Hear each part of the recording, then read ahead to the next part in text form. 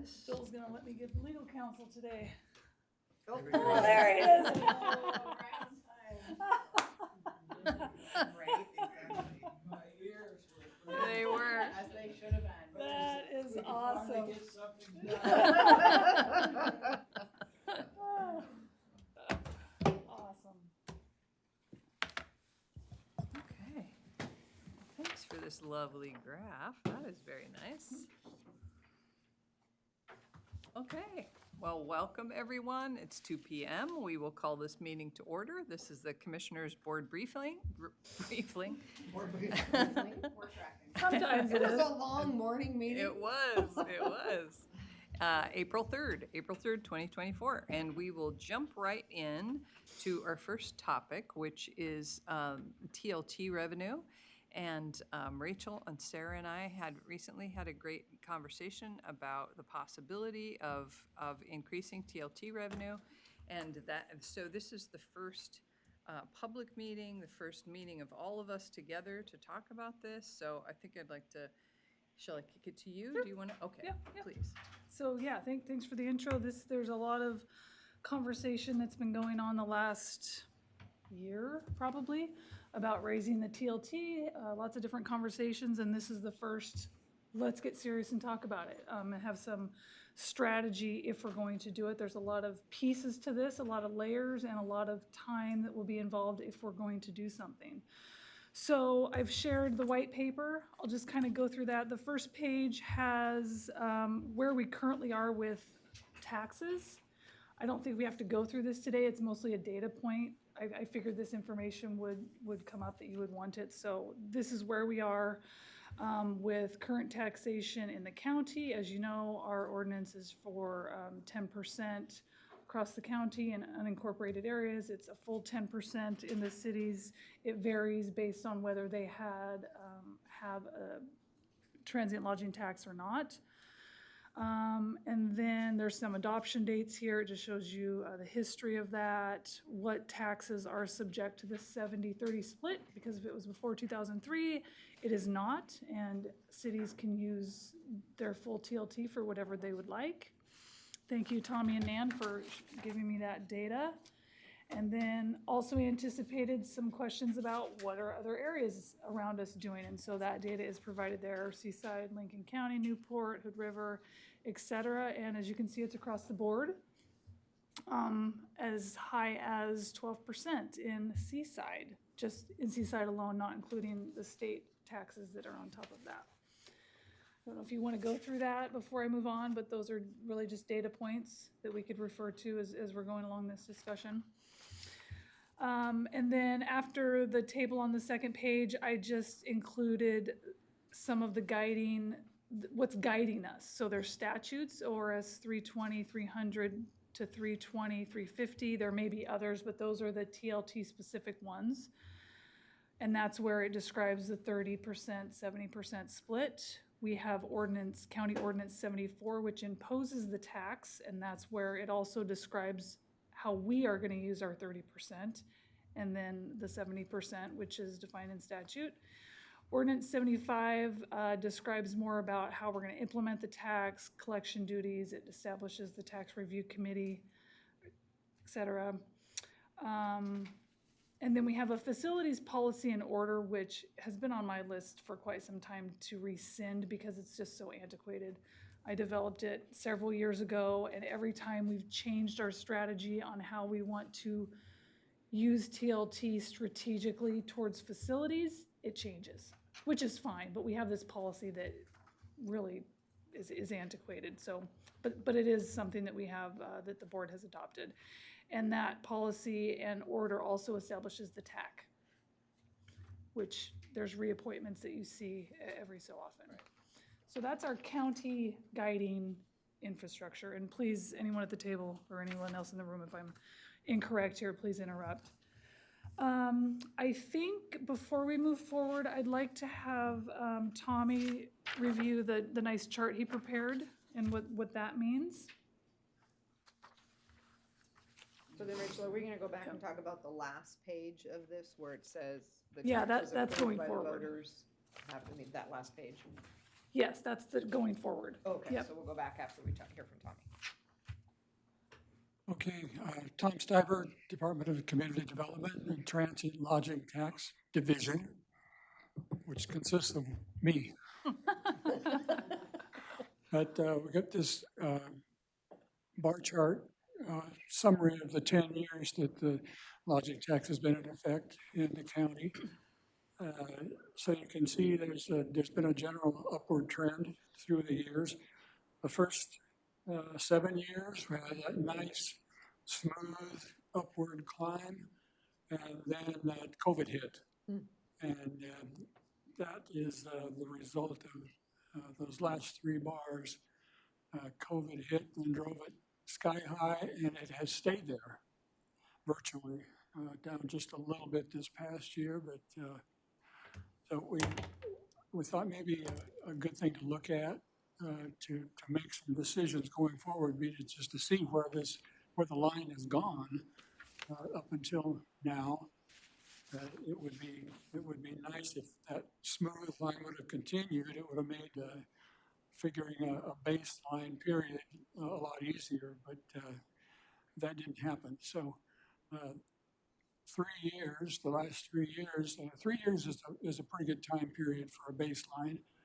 And we'll look at that as one of the options, but it might not be, it'll be maybe an option to include 1 or 2 of those prior years just to kind of pad that baseline, depending on how much flexibility you want to build into that. So maybe a little more conservative line with maybe 19 and 20 or one of those years built in. Hopefully it'll continue at the 7 million line and up, but of course we have no way of knowing that at this time. So we've brought in over 47 million to date, so it's been a very healthy program for tourism and facilities. But looking at possibilities and increasing that for some other needs. Hopefully this will give us a basis to determine what the proper time period should be for building a baseline to build increases on. Thank you, Tom. Can I answer any questions about that? I appreciate the graph. Thank you for that information. It is interesting to think about the jump, and it seems like anecdotally, people during COVID, people discovered Tillamook County who had never been here before. Before, and they continue to come back. But I don't know if there are good data points that aren't anecdotal. You know, can we reasonably assume they'll keep coming here? You know, I would think so, but there's no way to know that. That's right. Yep. When will the first quarter 24 be available, just as the first data point of this year, to see if we're sort of holding where we were with the first quarters of 21, 22, 23? Well, the returns for the first quarter are due by the end of April. Okay. So sometime Yeah. maybe mid to end of April. Okay. That'd be one we more. have a pretty good idea. Yeah, one more data point that might give us an idea, at least for assuming quarters remain fairly steady. Are we holding in that 7.4, 7.7 area? Right. So when we get to the numbers of projected increases, that's why he has different scenarios of what years are we basing projections Right. off of. Okay, so then going back to the white paper, the last page, I'm just gonna go through this whole thing. It's my brain dump on where I think we are and things that we need to talk about. It's just a starting point. In consulting with council, it does appear that we will need to go to the voters The to, reason I came up with that, Rachel, I initially told her I didn't think we needed to, and then I saw that the last time we went out, we did go to the voters, so it seems like, and it's a tax, it seems like we have to. So anyway, I flip-flopped on that. And so following that, I dove into the process, and that's what's described at the beginning of the third page with the timelines there, because that will inform our timeline. If we're going to a November election, and I don't know if we are, we have time, but we need to get moving. So for ordinance 74, so there's 2 hearings for an ordinance adoption, and there's, I think, 2 weeks of consecutive noticing before the first hearing, and then a couple weeks in between. So in June 26th of 2013, the board had the first hearing. July 10th, the second hearing. The board adopted it July 17th. They did adopt an ordinance, but it was pending. It only would go into effect if it was approved by the voters. So the board went through a whole ordinance process and then kicked it to the voters. And then the voters approved it in November of 2013, and then it went into effect January of 2014. So I have in the table here for the November 5th election, the ballot title filing deadline is August 16th with the measure notice. That's the paragraph that describes what we're doing, September 5th. And then there's dates for a May election. Taxation would begin whenever you would put, whatever you would put in the ordinance. For November, if you were keeping with what happened last time, presumably taxation would begin in January 1 of 25. For May, for the May election, July 1, I don't know. Those deadlines obviously do not contemplate drafting the ordinance or any public outreach and the discussions we're going to start having today about the what and the percentage, et cetera. So for proposed increases, we'll start talking about some numbers. Should cities be included? They don't have to be. It could just be unincorporated areas, but that's a discussion point that would have to be decided. And then how will the funding be used? So the concept that the only concept that I'm aware of on the table is that there would be an overall increase. And we've got numbers from a 13, so it's currently at 10. We're looking at 13, 14, 15, and 16 as a starting point for data. And the TLT would go up. Roads would be locked in at what they currently are within 30%, and anything that's increased would be I'll just call a new discretionary amount that the board can determine what it would want to allocate that funding to. Funding for the sheriff's office has been contemplated. I think that's a primary driver of this. Is it just going to the sheriff's office, any division? Would it be patrol? Would it be in the jail? That should be a discussion point. Commissioner Bell has suggested funding also go to an emergency management volunteer coordinator. And then I'm going to continue to throw out there, I think, a little bit of the funding, certainly not the vast majority, but potentially a very small percentage should potentially go to funding the operation of the radio system once it's built. Not construction, but once it's built for future operations. Once we open up the ordinance, this is an opportunity to look at other revisions. I did a quick review of it, and I don't know what else in there would really need to be revised. It's pretty straightforward. Most of it's collection procedures, so I would defer to community development on that, but the rest of it looks pretty straightforward. And then an outreach plan, which I don't think we're talking about today, but there would certainly need to be one. So I will stop there. That's what I know today. Okay, thank you. Anything else from you, Sarah or Tommy? Thank you, Rachel, that was great. Just a couple of things. Do you want to talk about this, what happens with the city and TLT and our relationship with them, establishing percentages and collection? Sure. The cities, all of the cities have their own lodging tax that they determine and they administer at that level. And the way that relates to the county tax is the county taxes up to currently 10% minus whatever the city is taxing. So for most of the cities, they're at 9%, a couple of them are at 10%, but the 9% is the maximum reduction in that. So at the current level of a 10% tax in the county gets 1% of that difference. So once and that 9% that's a solid cap in the current ordinance unless it were to change. But 9% is the maximum credit that the cities can have. So if we, for example, if we increase the county tax to, say, 13%, then minus that 9% exemption for the cities, the county would then have a 4% tax on those city properties. So kind of The kind of cities works are limited to 9% by, by ordinance 74. That's what the board decided, and that's what the voters approved. okay.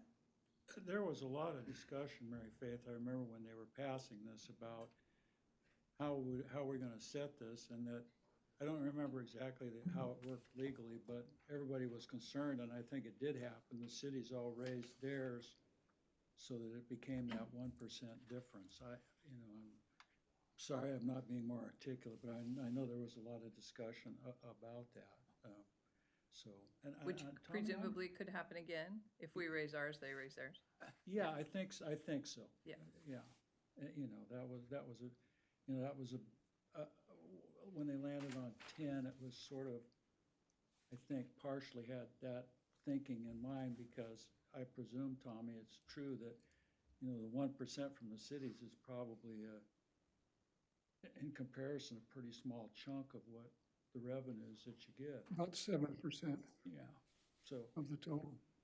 I can look into that some more, but I was frankly surprised. I didn't know that our ordinance, and I should have looked at it, I didn't know that, I'm surprised that we can cap the cities at 9%. I don't think we can. Does the ordinance say that, Tommy? Or we just cap their credit at 9%? Okay, okay. That's my question, is, we're not, are we capping what they can charge, or we're capping what credit they get? What credit they get. Yeah, okay. So that we're From giving the- 9% from the tax. back to them. Essentially, Well, we're they- giving 9% to them, we're keeping They 1%. keep it, right? And we set that for ourselves. So then so did they charge one also? Yes, they all have their own. We don't collect for the cities. We only collect the county's share. So the cities all collect and administer their own tax collection. That's the first table. Right. So the county, that's what you see for many of the cities, well, all of the cities, there's 1%. And then the cities themselves have mostly 9. Now, when we first started 10 years ago, some of the cities were at less than 9%. So once the county set the rate at 10%, the rest of them didn't take them very long to say, hey, we're going to get our 9% too. And within a couple of years, I think it was, that they were all at 9%. But now, since if we keep the current exempt part at 9%, there would no longer be a real incentive for the cities to increase theirs unless they wanted to. But the county would still get whatever above 9% for the county. That's Some interesting. moving parts there, but Yeah, my brain's So just to walking in circles. To simplify this a little bit, someone that files TLT makes a payment to the city and they make a payment to the county. correct. Okay, so they have to make 2 payments.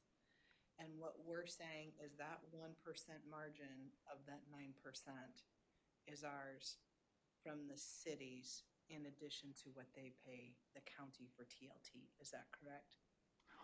Well, the way it is, say, the way it's set right now, the county's at 10%. So the city has 9%. The city is collecting 9% from their renters. And the county is collecting 1% from the city properties. So if I stay in that city and I get my overnight bill, I think that's where my head's trying to take it. It's like, so if I spend the night in Rockaway Beach, and they have a 10%, and the county has a 10%. What does my bill look like? Do I get charged 20% or do I get charged 11% because it's the city's 10 plus the county's 1 because the county Correct. did a foregoing of 9% because the city already had a charge? Correct, and that's a requirement, in fact, that's all clear on the bill that's Okay. presented. So if I'm in Rockaway today, it would be, I just randomly chose Rockaway. It's 12.5. And so if we were to add 5%, then it would go, and not increase our 9% offset, then it would go up to 17.5 in Rockaway that I, the Correct. consumer, would see. Because That's correct. okay, and then the county would get back the 5% I just increased, plus the 1% that I was getting back originally. So the county's getting back the 6%. Or am I not getting back 1% because their rate is 10? I only give them credit No, for they 9. still only get the 9% So I credit, still get the so, 1 plus I'd get the 5 if I had increased it by 5. I use 5 as a round number. It's just easier in my head. Okay, thank you. I think I understand. I'm gonna stop listening to any others. Denise is shaking her head in the back. Well, I don't know, this is along Yeah. digging deep in my memory bank, but I was involved in a lot of these discussions when it was happening, and most of the cities had the tax already. Mm-hmm. And I was under the and there was like, maybe Pacific City was at the time thinking about forming a city, and if they did, they would be allowed to have their own tax. Does this make sense to you, Sarah? And it seemed to me, though, that the city can tax what they want. I mean, they could raise it to 12, and if we raised ours to 13, we'd still only get 1. That's why the That city needs to be, conversation I is think it's in the relevant. law. That's right. Can I chime in? So going back, I've been at this now a long time. Going back, that's why I'm older than most of you in the room, all of you in the room probably. So back 20-some years ago, Valerie Folcom and I tried to start this. And we went to the commission back then, and I couldn't tell you exactly who was on it. And for a number of reasons, it had no traction, so we went home. Then in 2012, and we started talking in earnest. And at the time, it was Commissioner Bartline and former commissioner, well, he's former commissioner now, and David Yamamoto, who had not been elected, and myself. And we started meeting and going through all this stuff. And we extrapolated the numbers of the state tax, which at the time, as I recall, was only 1%. It might have been 1.25%, but I think it was 1. And so we knew what we were collecting in the county because it was public record in Salem. And so we extrapolated from that and said, well, if things go well and the trend lines continue, we'll get 1.4 million, maybe 1.5. And that is the basis on which we took it forward and then talked the then commission into putting it on the ballot. And it followed the commitments that were made at the time because we had just gone through the road bond. And the road bond was successful in $15 million to be sold in 2 increments to avoid arbitrage and all of that. And so then we said, well, the second part of that was we'd ask the voters to approve this with the understanding that the 30% would go to roads, which it's been all these times, less what it takes for administrative service. So there was no other discussion at the time about where the 30% would go. It was going to go to roads, and the Budget Committee and the County Commission ultimately have held to that promise for 10 years, which I think is quite remarkable, because not every group of people can do that, and there'd been new commissioners, and they could just as easily have said, well, we're not going to do that anymore, and change it, but they didn't. And so we're talking about honoring that same 30% forward, which I think speaks well for the previous commissions, and if we do the same for this commission, simply because that was a promise made to the voters, and that means we have some credibility on this issue, and we still have that credibility. Now, I was in the business for 23 years collecting this stuff up until we sold our last business. And I can tell you not once did anybody that I remember, probably did, but nobody complained about room tax. In fact, before it went into effect in unincorporated, and I was down in Pacific City, people would say, well, isn't there a little tax, or don't you have something for the governor and all, you know, they make some smart remark. So you charge them 80 or $100 or whatever it was, and they say, that's it? You know, we're used to paying something else. I know, that's it, what it is, plus the 1% for the state.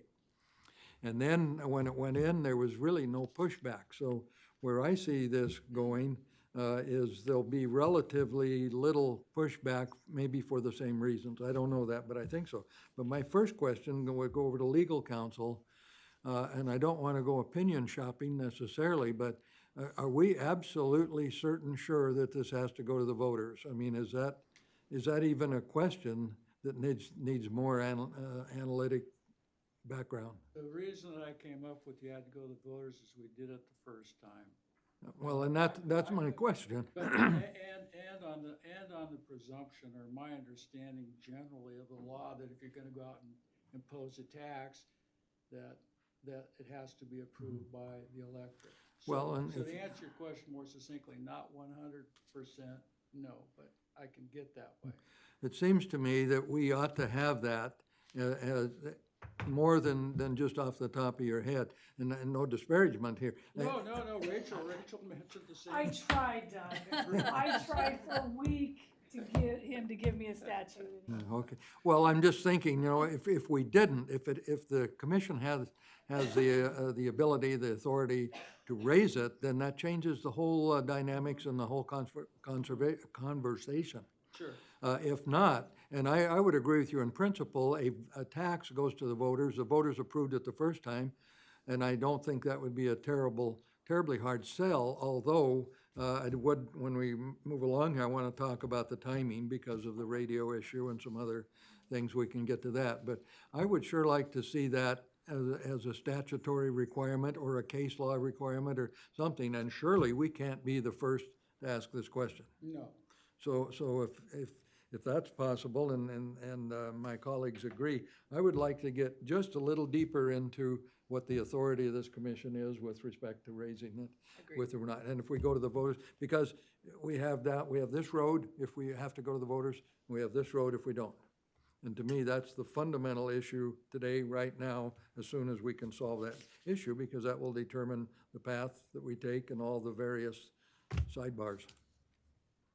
All right. But just, and I'll stop talking here in a minute, is I think what we've done so far and what you've provided is a wonderful starting point, and we've gone 10 years without adjusting this in Tillamook County. And the fact that we're just looking at it, and the sheriff is here to stare us down, that's a good thing in my mind. We're at a point now where this deserves a really good conversation. Thank you. Yeah, I agree completely.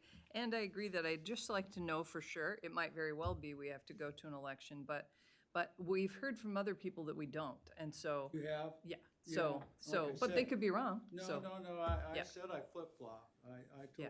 I told Rachel, I read the statute on the imposition, the county's ability to impose a tax, and it doesn't say anything about having to go out for an election. But Rachel then said, well, what about, and she brought to my attention a ballot measure that Christie found for me where we went out for elections. So I'm figuring, you know, we went out for an election the first time, certainly legal counsel at the time, which would have been me, must have said we had to do it, so, you know. Well, or it just felt like it was the right thing to do. Yeah, I mean, there's a couple pieces of that. There's do you have to, Yeah. and there is, we were talking about the construction excise tax, because that one was originally done by ordinance, was it not? And then it was referred to the ballot by voters. So that was a tax that was done by ordinance and was referred to the ballot by voters. So the question is, was the Board of Commissioners who was seated during this decision feeling like, let's just go ahead and run it to the voters so that we can skip that step being, pushed by people. So I agree, we need the absolute answer to that. Yeah.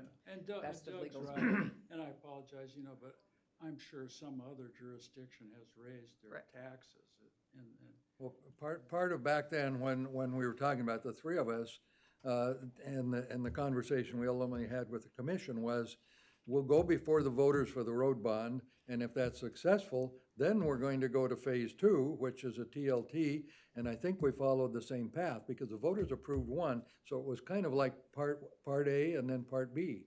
and everything came to pass successfully, and if that's your definition of success is a tax, but it passed. And the commission at the time was true to its word. They said, if you approve the road bond, then we're gonna ask our visitors to help pay for some things around here as well. And that's why I think it ended up on the ballot. At least I remember that as part of the conversation. And it did, and it passed, and here we are today, 10 years later. Yeah. Well, I am glad to be having this conversation. It seems like it really heated up around this time last year when we were in the budget process, and we appeared to be in a budget shortfall, and there was talk about cutting positions at the sheriff's office, and so that's the conundrum we're in, is either in a shortfall situation, either we cut things, which largely means people, or we find revenue. Those are our choices, really. And so this is one of the possibilities, like, you know, in a scenario where we look for what are the possibilities for generating revenue, this seems to me like the lowest hanging fruit. It seems to me like it's definitely, it's thematically tied, because if we're talking about law enforcement, or if we're talking about law enforcement, which includes the radio system and the visitor experience, which definitely includes emergency preparedness, the visitors who come here are directly impacting all of those services. And so it makes perfect sense for me, for the visitors to contribute to the services that they are receiving. So, and it's not, I wouldn't anticipate that this would come out of the pocket of any owner or provider. I think it'll just be passed along to folks who are visiting here. And I don't imagine, to Doug's point, that anybody's gonna look at that, whether it's 10% or 15% or whatever percent, and say, what, wait, I'm not gonna stay here. And I don't imagine that, because that's my personal experience, you know, and I've gone to Seattle and I get my bill and the tax is 18% or whatever, and I think, whoa, 18%, and then I pay it, because if you're planning to go someplace, you know you're gonna get taxed. So I think it's the one revenue generating possibility that I don't see, honestly, I don't see that it hurts anyone. You know, people going on a vacation it's a privilege, you know, it's not part of our necessary. I don't feel bad about asking tourists to pay a little more tax when they come to stay here. In the same way, I would feel bad about asking people to pay higher grocery prices. You know, it's totally different. And so I don't think operators are gonna pay it.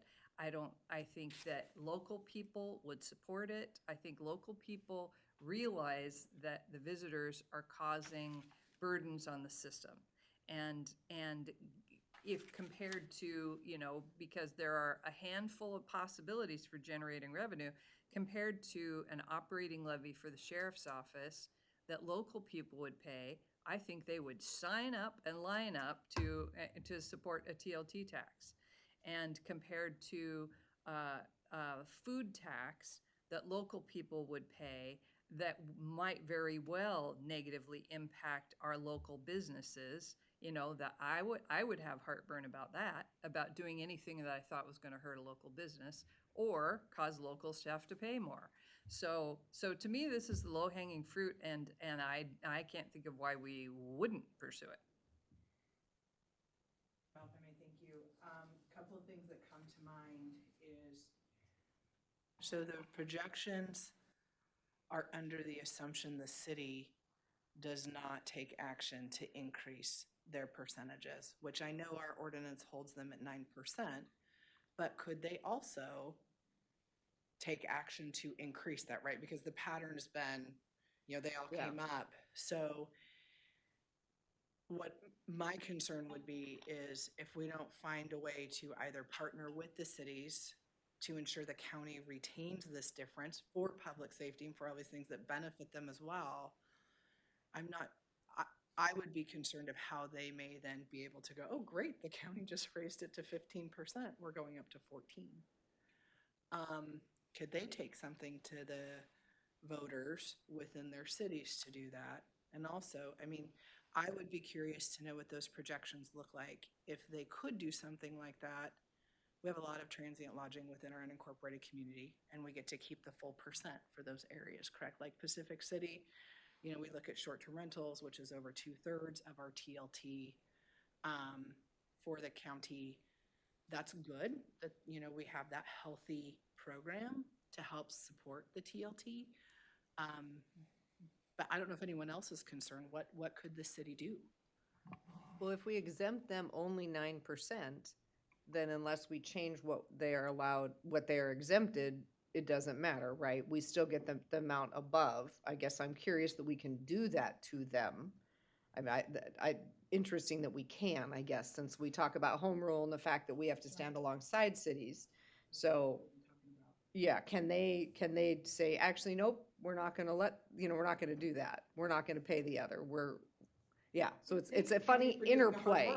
Here we go. Yeah, it's a funny interplay between the cities and the county that I'm not sure I understand how we have required that 1% from them when they are home rule and get to make their choice.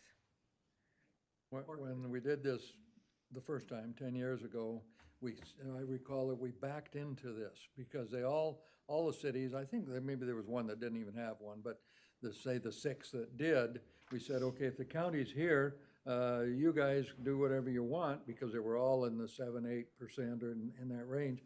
And we'll take we'll always leave the 1%, or we'll take the 1% if you went up to 9. So there was nobody contemplated that it would be stair-stepping up to 14 and 15 or something, 10 years later. So that's kind of the dilemma as I recall it. But it was not an issue back then because they were all lower, and this would not, only the marginal would apply. So if the cities had 9, they could keep their 9, the county go 10, we get 1, they get the 9, and everybody went home. But that was then, and this is now. So these are very legitimate questions. If I were running a city, I would say, well, now, wait a minute here. We got a gap here. Maybe this comes our way and we take it up. Right, exactly. We If it's gotta gonna work be, through that if it's one. gonna be 6%, I'm using 15 because my mind does that math Yeah. more easily. If it's gonna be 6% over, who are we to say that they can only get a 9% credit? How do we, what right do we have to do that, or do we? So I think that is definitely a question I have. Not that, I'm against, taking that 6% if we can, but it is a question for me. And for instance, Tillamook is already at 10%, as is Rockaway. So, and we're still getting 1%, whereas the others are at 9 and we're getting 1%. How is that interplay Because- different? What good did it do them to go to 10 if we got their 1% anyway? Correct. Their maximum credit, if you want to call it that, is 9% Yeah, under the current ordinance. yeah. So it really wouldn't matter to the county revenue. They could go above, they could increase theirs, and it would not, since they only get the 9% credit, it would no longer affect the county revenue. Right, so those that have 10, it just doesn't matter. Although it says their total's 12.5 on the end, for Rockaway and Tillamook, they're only still getting a 9% credit. So that's what I'm not sure where that interplay's happening. Are they getting 10% and we're getting, yeah, that's where it gets confusing to me. I understand the 9%, they get 9%, we get 1. But if they're charging more than the 9% we give them credit for, do they get more than that? Well, there's separate channels. Mm-hmm, So say Tillamook City, for example, collects 10%. mm-hmm. They only, for the county tax, they only get 9% credit of the county rate. Mm-hmm. So the county still gets 1%. So if you gave this motel lodging here in Tillamook and you paid the 10%, forget the state part, that's separate and it goes over there. So where does this, on a $100 bill, where does the extra $10 go right now? Like the city would collect the 10%. I'm $10, sorry. so they paid 111 something, so the 1.5 goes over there. then they've got $10 to be split. How is that split right now today here? Well, the $10 goes to the city, And then they Charge pay an us extra one. dollar for us. There's and an, they charge an extra dollar that we collect. there's an extra dollar. So if they went up to 15 and we didn't change anything, we'd still only get 1%, but they could have 15%. If we both go up to 15%, we get 15 and we still, if we bumped up and said, okay, well, we're gonna give you a higher credit because your rate's higher. But as it is now, we would still just get 1% if their rate went up. So that's the weird If you wanna interplay. change the credit was on the ballot. Yeah. And the credit is in the ordinance, so you need to talk about an adjustment to the tax and adjustment to the credit. Or- Leave it there, but those are two different pieces. Right, Yeah. or we talk about just doing it for unincorporated Tillamook County. Yeah, Because- and legal counsel needs to look at that. Of too. course. You know, I agree with you, Aaron. You know, I don't think we can tell the cities, you know, what their tax can be. You can't go higher than 9%. You know, Or that we can tax inside a city for our purposes. Yeah, it's a little confusing how we did it in the first place, so I think Yeah, we I need mean, more I don't know if information Denise about has any that. clarity. How is it that we can tax inside a city's boundaries for our purposes? Well, as I recall it, we were not.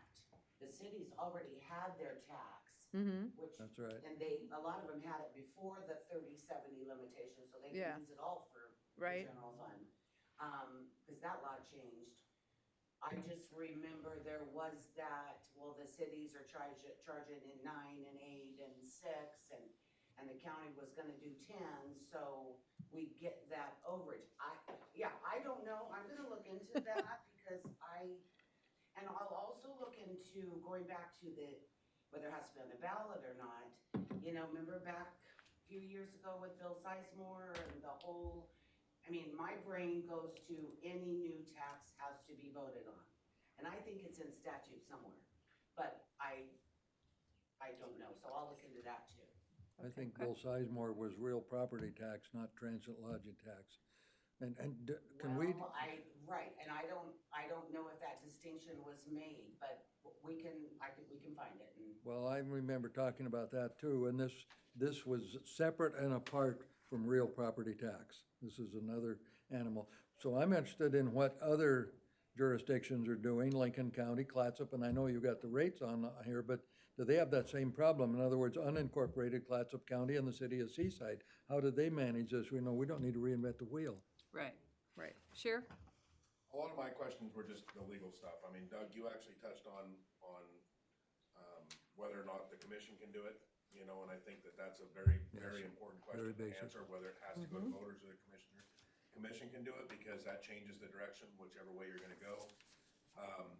I'm still quite confused on the city stuff, because how is a county ordinance dictating what they do in a city? How do we cap Right. them at 9%? How do we have the authority to do that?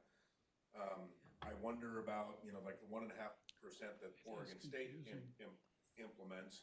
Everybody has to pay that because you're within the state of Oregon. So is the TLT tax within the county that is, even though it's within the city, do they still have to pay it because it's a county tax, you know? And are they sending a check to the county and to the city separately?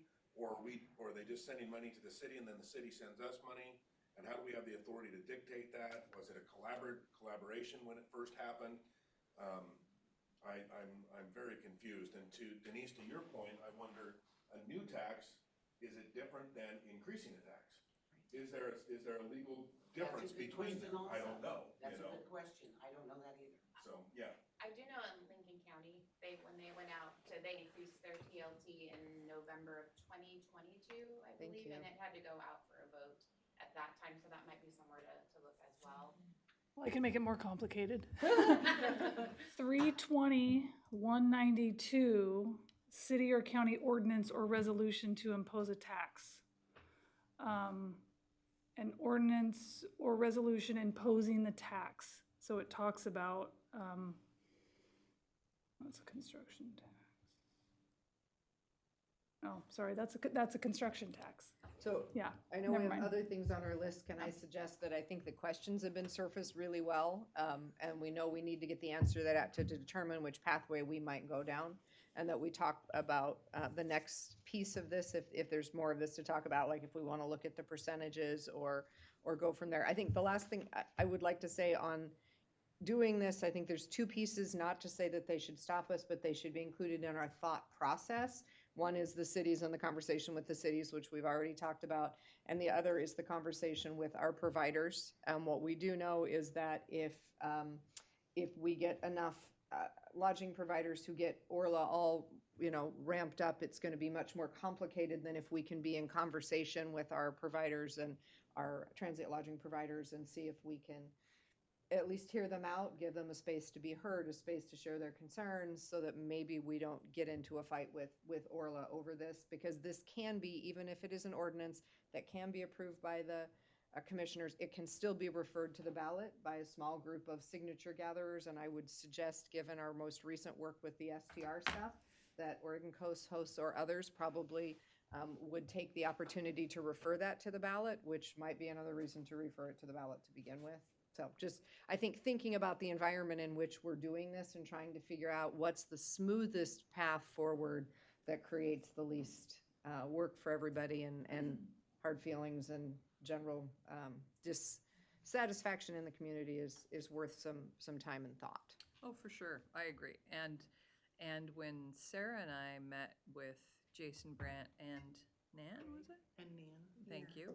We did talk about that, and we talked about engaging with the in particular, what he was talking about was his membership, which are the lodging providers, not SDRs, but the lodging Right, the providers. hotels and- And the sheriff and I have talked about that, my thought is that if we're moving forward on this, we need a plan clearly to communicate to the community. This is what we want to do. This is what we want to fund. I don't think it would fly for us to go out and say, we just want some more money. I think if we said this money would be dedicated to law enforcement, emergency management, radio system, this is what it would fund, this is what it would pay for, and this is why we think visitors should contribute. That's a very strong message, especially if it's coming from the sheriff, and I think we can move around the community, we can have those conversations, listen to people. So I think that should be part of it. And I think as we do that conversation, I think we are going to hear from some of our fire districts as well. What about us? Because I think when we talk about the tourism impacts, what we definitely hear from them is that alongside the sheriff's department, when there's an accident, when there's a rescue, all of these things that happen, they get pulled in as well. So I realize that they are special districts, but I would not be surprised to see them want to enter the conversation. So again, I think there's probably more conversation to be had. And I do understand that, and I think we should listen, of course, but also, I think that this is a fix for the general fund. That's that's my perception, that this is for the general fund, and it's, that's where we're lacking. So I think it would be a whole different conversation if we were talking about splitting with special districts. I think I'm trying to think of all of the things that will come up, right? All the conversations, all of the, hey, what about, so that we're thinking about them. Doesn't mean we're going to solve all of them. And if we determine this is for the general fund, it's not in any way a fix for the HCP, because I think that's one of the cross conversations that could easily get tangled up in the community. So I think just thinking about all those, whether we're just throwing up all the potential conversations from the community on our whiteboard, so that we're addressing all of these things.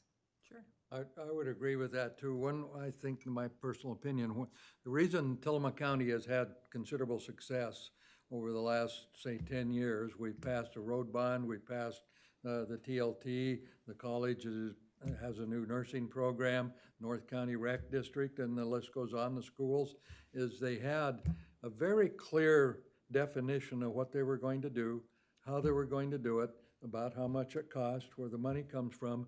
And to me, an election is all about credibility and honesty, and now we need a little more money so that we can take care of business. That doesn't work. You've got to tell people what we're going to do, and I would agree totally. If we're going to say you split it 3 ways or whatever it is, the sheriff gets enough for 2 more deputies. because of the impact of tourism, and that would be true. Then we're gonna maintain a radio system, or we're gonna do something about public safety when people come in disaster preparedness or whatever term, but you do that and you tell that message over and over and over, and then you do exactly what you told them you were going to do. That's why Tillamook County has, my opinion, some credibility now on whether it's fire districts, and they passed levies too, or the college, because they are doing exactly what they told the voters they would do. And as soon as you deviate from that, it's gonna take you 8 or 10 years to recover, if you ever do. Just my opinion, having been around this stuff now a long time. If we say we're going to do this, then that's what we do. So, but the flip side of that is we've got to know exactly what we're gonna do and how we're gonna get there, and then ask the voters to believe us again. Right. Anyone else in the room want to talk about that? Anything else before we change topics? Yeah, just quick. So next steps is going to be, we're on this fact-finding phase, right, with all the questions. Yeah. Is there anything that you would like from Tommy and I? We had talked about maybe starting the framework for some sort of strategy and outreach plan. That'd be great. Okay, so maybe we keep working on that section, because I think especially to the point of what is it used for? Is it to help cover costs in general for the general fund? Is it, to Doug's point, to fund 2 deputies? I think there's a lot within that too, that, because I'm hearing all good things, but a lot of different things about how that could potentially Oh, for sure. be intended to. And I think we want to be as flexible as we can. For example, we might not want to say 2 deputies, we might want to say, public safety through the sheriff's office, because maybe today we need 2 deputies. Maybe the state changes their funding formula and now they're going to fund all the deputies, and suddenly now we have this money for something that isn't, you know what I mean? So I think giving the sheriff flexibility within that is, that's, with anything, when we can provide that flexibility for greatest need is certainly helpful. And I know if you go to the voters, it has to be a very specific ballot title, but there's apparently ways to write that to give it a little flexibility. So then I'll just wait for you guys to reach out and say what we are meeting to discuss next. Great. Yeah, yeah. So we'll talk about this next at the April 17th board briefing. We would talk about it next week, but we have the budget hearings. Okay. And how are we going to track down the whole issue with the cities? I'll track that down. Okay. Yeah, because it's still, it's unclear to me. It's unclear to me. Well, ordinarily, I don't know how we got there to begin with, Mary Faith, but ordinarily, we can't enact an ordinance that For has sure. any effect in the city unless sure. the city consents I agree. to doing it. Yeah. So, So it occurs to me that maybe it's as simple as somewhere in the state statute, it says the state gets 1.5% and the county, if they have a tax, gets 1%. Maybe it's something simple like that. yeah, I just remember that 9% was the highest, and maybe that was where that number came from at the time, and don't ask me I think why, that may be exactly the case as I think about it. yeah. Okay, It would be good to know. yeah, yeah. It will be good Yeah, to know. and also, realistically, I think Tommy just told us that what the cities contribute to the fund currently is 7%. So if we need to just leave the cities out of it, can we just proceed with increasing the tax for unincorporated Tillamook County? Would you like us to run those numbers? Yes, Sure. please. Can we Sure. run the numbers of Yeah, 'cause- just leaving the city collection out and just see what the projections would be for unincorporated? Sure. Okay, we'll do that. Okay, great. All right, anything else on this topic? We're good. All right, thank you. I guess one last thing on that topic would just be that it came up in the candidate forum yesterday, and I would expect that we may start hearing it bounce back from the community. Okay. Okay.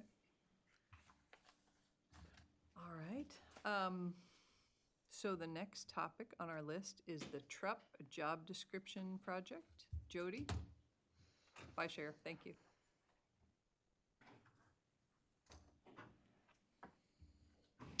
Wow, whoever thought pay equity would look a lot simpler when I follow this particular item?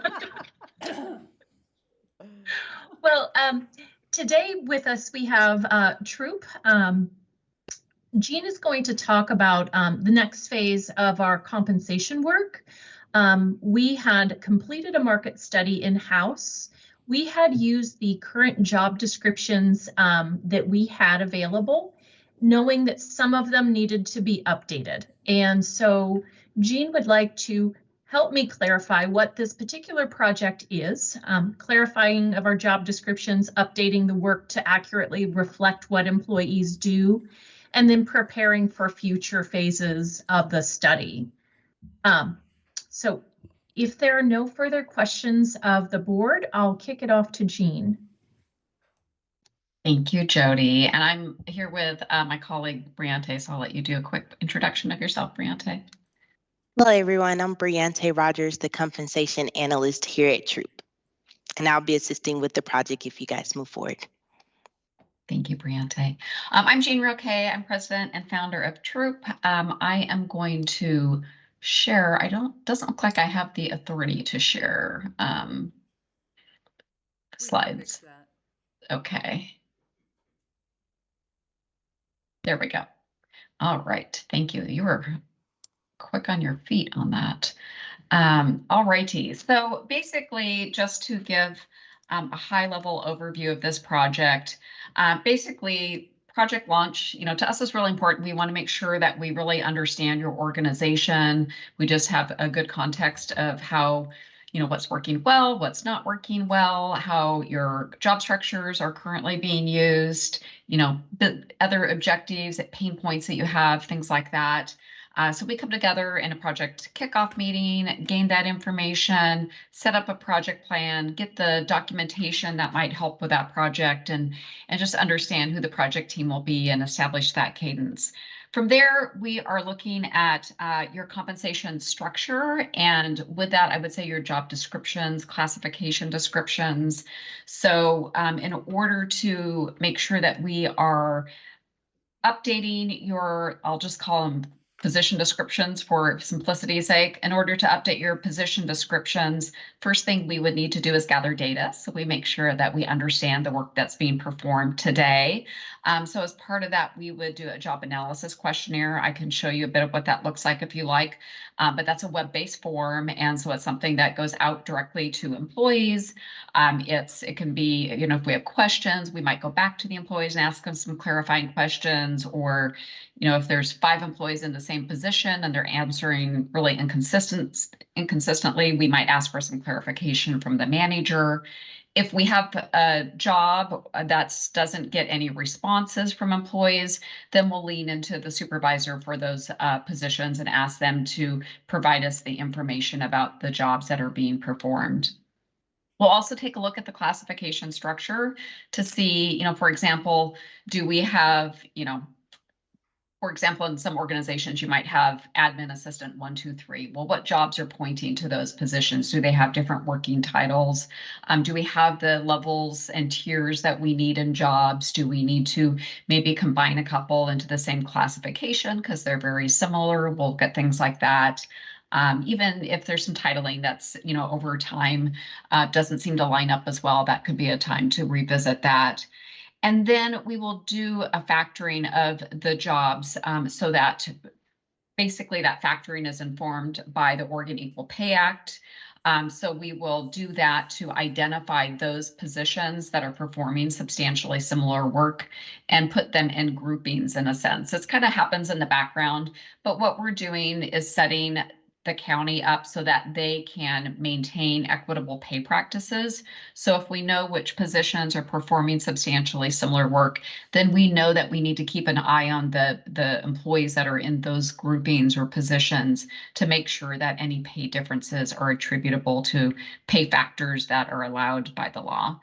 And then lastly, getting those position descriptions updated so that they reflect the current work being performed, but also are up to date with current best practices and regulatory considerations and things like that. So I'll pause and I'm going to go into a little bit more detail, but any questions on the overall project plan? I guess. All right. Going to talk a little bit, everybody just wore out their questions on the last topic. Talk a little bit about why this is important. One, again, making sure that the work that is being performed is what the documents say, so that we have good alignment there, so that we understand the jobs. Again, we can assess them for pay equity, we can assess them for compensation decisions, classification structures, and just making sure that, you know, we are mitigating risk for the county, because we need to know that those essential duties, when you're going into situations with, you know, accommodations and, you know, employee leaves, or when we're evaluating pay equity, we just want to make sure that we have a good understanding and documentation that lines up with the current laws. Many of you know, lots has changed over the last 10, 20 years. And so what we used to have on job descriptions might need to get a little bit more specific, or we might have areas that we just want more consistency in. How are we calling out supervisory responsibilities, or how are we calling out what makes this position different from another position in that job family? So things like that. And then, you know, really the way I look at it is, if we have a good, clean system for defining our jobs and our classifications, it just makes life easier on everybody, because there's not as much confusion or debate over what is this job, how does it compare to other jobs. It's easier for the HR team to administer, and it should be easier for managers too, as they are making, you know, having clear conversations over, why are you in this role versus that role? What does career progression look like for you? How do we form a career path that makes sense for you? Things like that. And the work also lays the foundation for conducting a compensation study and a pay equity study with documentation and clarification that is going to inform that process. And then any questions on any of that before I move to timeline? All right, estimated timeline. We're able to kind of overlap some of the activities, but basically the pay equity questionnaire usually takes us, you know, maybe 2 to 4 weeks just to get it finalized with what works for the client and their environment, and also being sensitive to just what's happening in the organization. Sometimes we'll be working with a client, they're like, yeah, don't do this next week, we got this big event going on. So just figuring out that timing, then giving employees a couple weeks to complete the questionnaire, and then us just bringing that data in and compiling it and analyzing it. And then that work of comparable character is taking a look at the factors, or basically identifying those factors that would tell us, are these roles substantially similar or not, as defined by the Oregon Equal Pay Act. And then working on updating those position descriptions, defining and updating where needed the classification structure, and then establishing a final report. I will add that it's always our goal to not be more disruptive to the structure than is absolutely necessary. So we're not trying to come in and flip everything upside down. We're trying to really understand what is the goals and make sure that we're really, you know, staying in those lanes of what the goals are, because we know in any organization coming in and you know, redefining roles or moving things around is sometimes an unnecessary disruption. And so just really making sure that we're being very mindful of where something needs to potentially change or be redefined, and where that aligns with really where you're going as an organization. So I'm happy to show an example of a job analysis questionnaire, if that would be helpful, or answer any questions. So you all tell me what would be most helpful for you. Sure, let's see the questionnaire. Righty, I just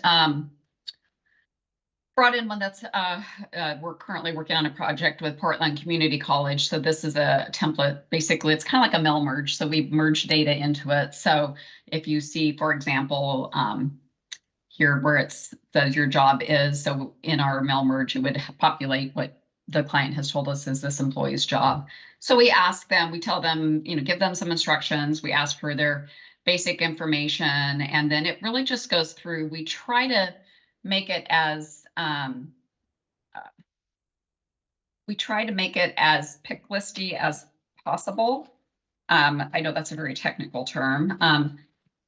so that people don't have to be wonderful wordsmithers to complete this. We want them to be efficient in doing it.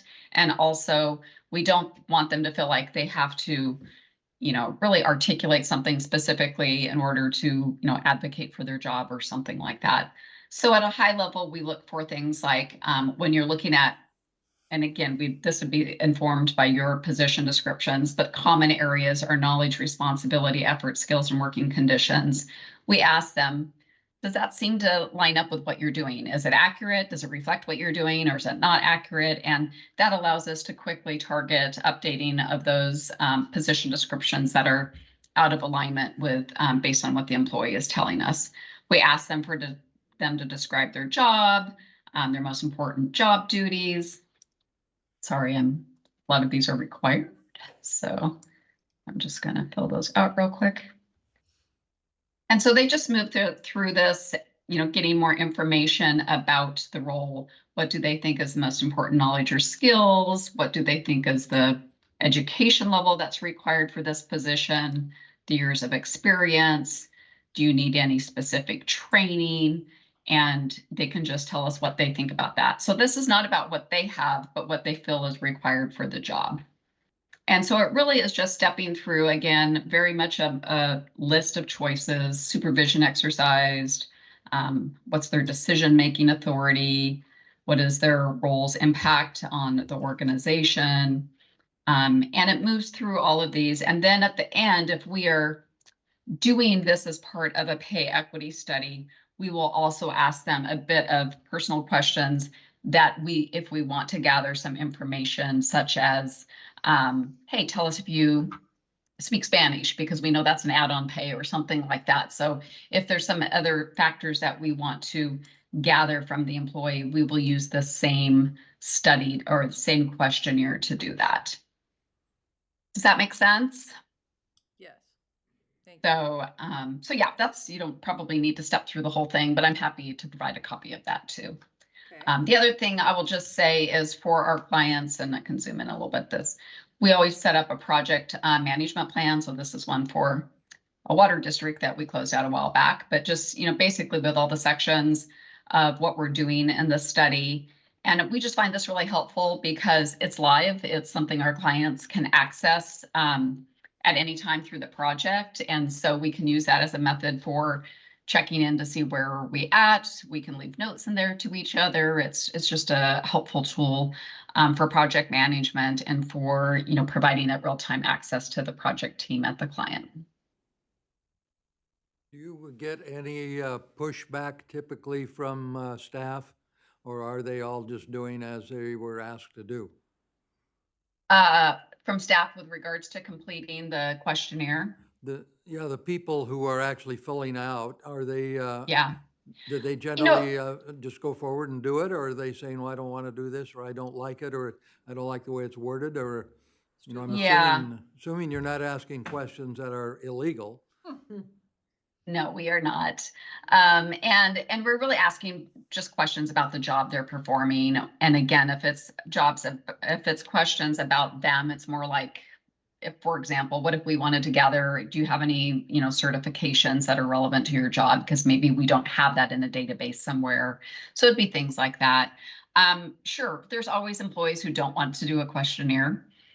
You're always going to have a handful of those folks, or we've also in situations, and the sheriff's office is a perfect example of this, where you have, let's just say, 10 deputies that are all doing the same work. Do we need all 10 deputies to fill out that form? Maybe not. So we'll take a look at situations like that where maybe it just doesn't make sense. Maybe we agree to work with the sheriff's office to pick a couple of representative deputies and have them complete the questionnaire. And we don't need everybody to complete it because they are doing the same job. So, we like to be mindful of not, creating work where it's not additive. How long does it typically, and I realize every employee is different, but, is it Yeah. a 10-minute questionnaire, a 30-minute questionnaire? Is there an average time it takes? Tell people to plan for 15 to 20. Some people are going to fly through it. Other people are going to overthink it and take a longer time. They can also save and continue later. So if they get partway through and they get, pulled away, they can come back to it later, so they don't have to do it all in one sitting. And there's instructions right on that first page, and we also include those instructions typically in the email that goes out inviting them to take it. Does a copy of their current job description that is on file in HR go out with it? Typically, what we like to do is point them to a website or an internal folder where those job descriptions are found. So we find that that is the best and easiest method to do that, because we can't individually attach a job description to the survey. So we ask that, we work with the HR department. If it's not already in one place that's convenient, then we ask them to put that in one place, or we can put it. Well, actually, it needs to really be internal, so that's where it would need to be. Yeah. So Sean, since my arrival, we've been updating our job descriptions on NeoGov. So the idea would, all of the job classifications that we choose to move forward with, maybe we have some that need to be archived, will be out on NeoGov for an employee to go out and be able to check their current job description.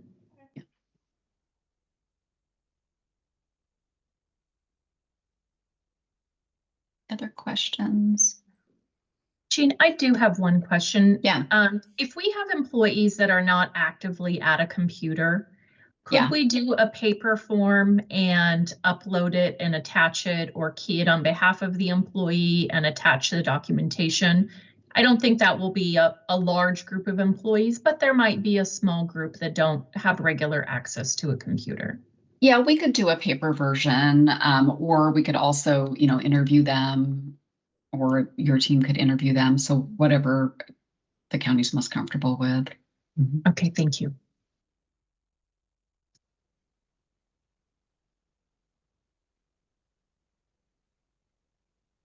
Anything else that would be helpful? Any questions for Jean? In the room? Okay. Thank you. Thank you, Jean. Thank you all.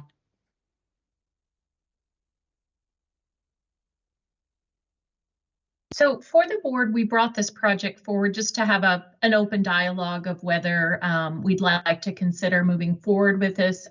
It is a $49,000 project. There could be some cost savings. Again, if we don't look at every single job description, there could be some that are outdated and we're no longer using. So we could archive a handful of them before we move forward. But we just wanted to look and have, again, an open opportunity to discuss the proposal and the need for the work before we brought a contract forward to the board for approval. Thank you. Well, my first reactions are, it sounds like a good project. It sounds like something Jody doesn't have time to do. It's expensive. I'm wondering if it's what the treasurer thinks, if it's in the budget.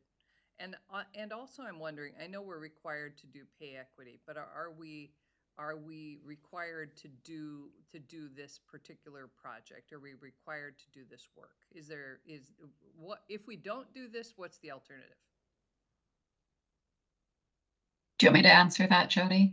Sure, and I'll follow up with. Yeah, so you are, as part of the Equal Pay Act, there's two things that you need to do. One would be identifying substantially similar work. So typically we would rely on position descriptions that reflect the work that employees are doing. So if there's something isn't updated, then you would want to make sure that is updated. But that you are not legally required to have an up-to-date position description in order to conduct a pay equity study. You're required to identify work of comparable character or substantially similar work. So you just need a method for doing that could substantiate, this is why we think this job and this job are performing substantially similar work. So that activity would inform that. The other side of pay equity would be, once you know who's performing substantially similar work, to review the pay of those employees. That second step is not included in this proposal. It's the kind of laying the foundation for that and identifying the equity groupings that's included. Thank you. So Jody, how is that different than the work that you just concluded recently? So on there were pay two equity? There were two parts to that project. We used the existing job classifications to do the work.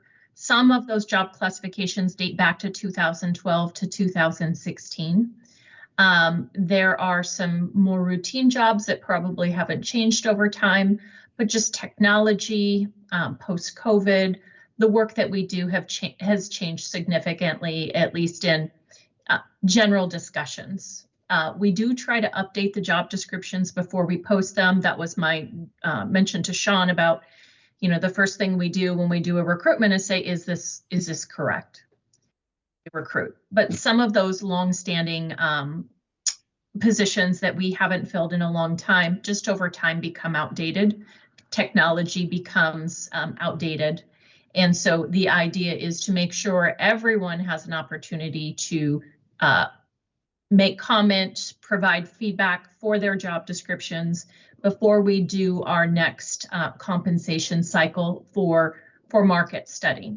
So we did look at current job descriptions and compare those and look at which ones do have work of comparable character. But we were also very hesitant to make any kind of pay action based upon old data. So is the job description current? Does it accurately reflect the work, or has things changed over time? Okay.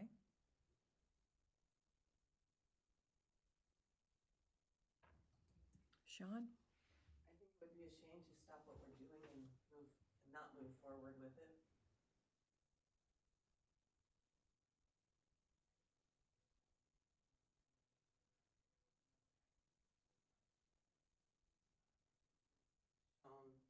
In our comp study that it needs to be job descriptions, because I know a lot as far as what the duties are for the person's county clerk too.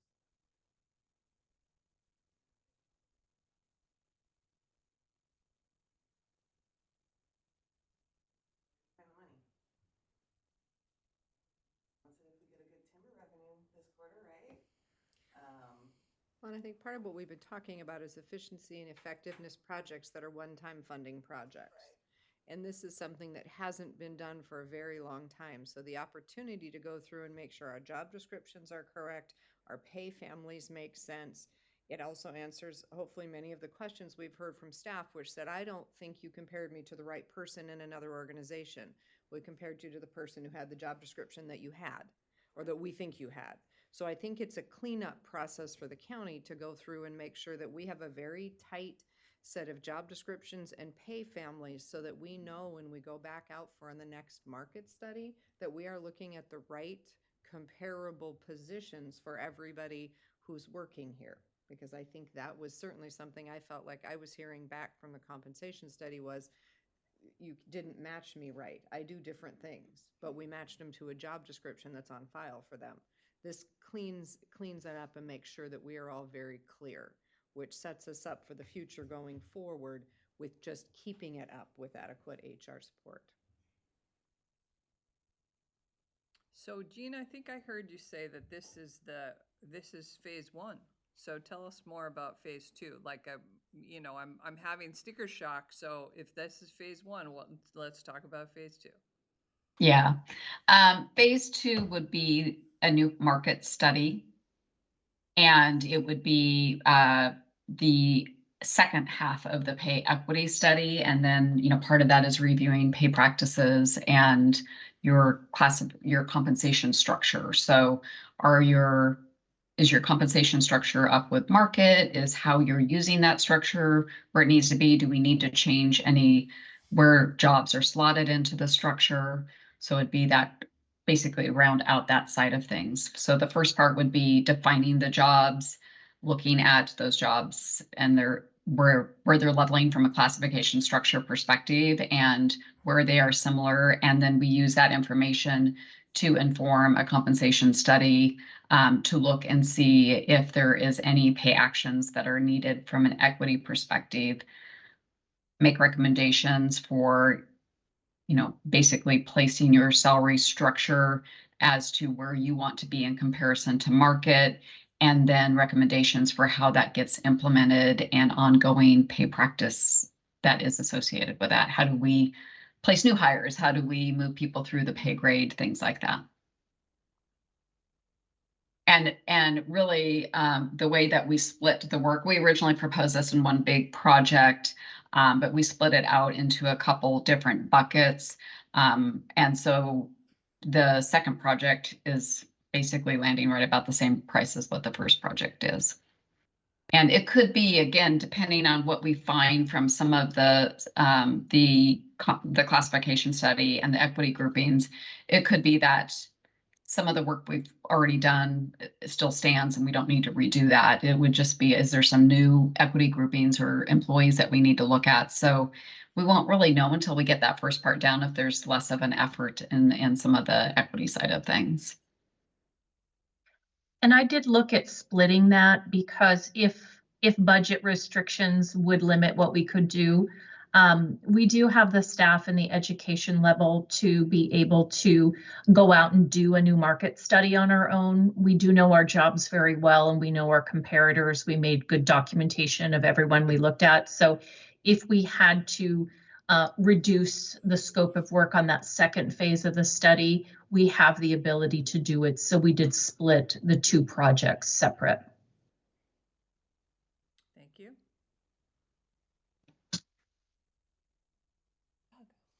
Well, for my part in this, being the new kid on the block, it seems to me we've come this far. We've done what I took to be a rather comprehensive wage and salary study across the board, and we have presented that and okayed it and examined it in considerable detail over the past couple of months. And I'd like to see the next part go forward because I think I learned during that process that a number of our job classifications or job descriptions are either dreadfully out of date or at least marginally out of date because things evolve, things change. Departments sometimes fluctuate and somebody leaves so they consolidate. Somebody picks up what was being done or there are other requirements that come to us that we have to do. So to me, even though it's $49,000, we spend, I'm not sure what our total payroll costs are, but it's, how much is it? Payroll for it's almost 300 people.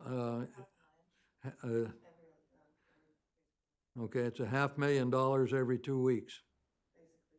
Yeah, so that's $26 million a year. It seems to me to spend $49,000 to be sure we've got people in the right classification. And I also think we do a disservice. If somebody should be at a higher rate, then that person should be entitled to some kind of adjustments. If that person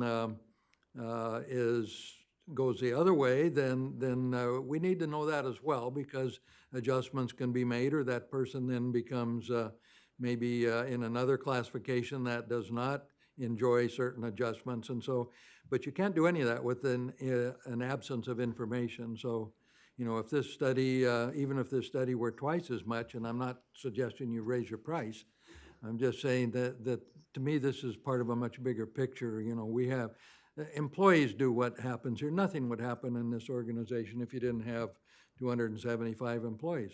Nothing would happen. And so you need to take care of those people, and this is all part of that, what we do. So yes, I think we at least need to see this. I'd be very interested to see what's revealed on how many are really off the mark. You know, if it's a relatively small percentage, then good for everybody. If it's a large one, then we've got more work to do.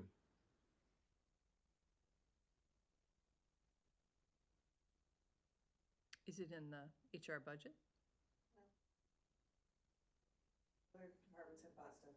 Sean, do you want to cover that one or do you want me to? Yeah, sorry, I'll speak up. No, it's not in HR's budget. She does have some savings because she has had a person absent for most of the year. And other departments have not brought a request to bring a contract before you and still bought stuff that wasn't in their budgets that was more expensive than what. And we did put in contingency for things that would come up. And I think from my perspective, this is. The $50,000 for the ERP consultation, she can have it. Oh, for your. For my, went into contingency. We've said that our employees are really important to us. We've said that compensating them fairly is important to us, and that was the first step of the wage and comp study. And I think, from my perspective, this is continuing that work of saying we're centering our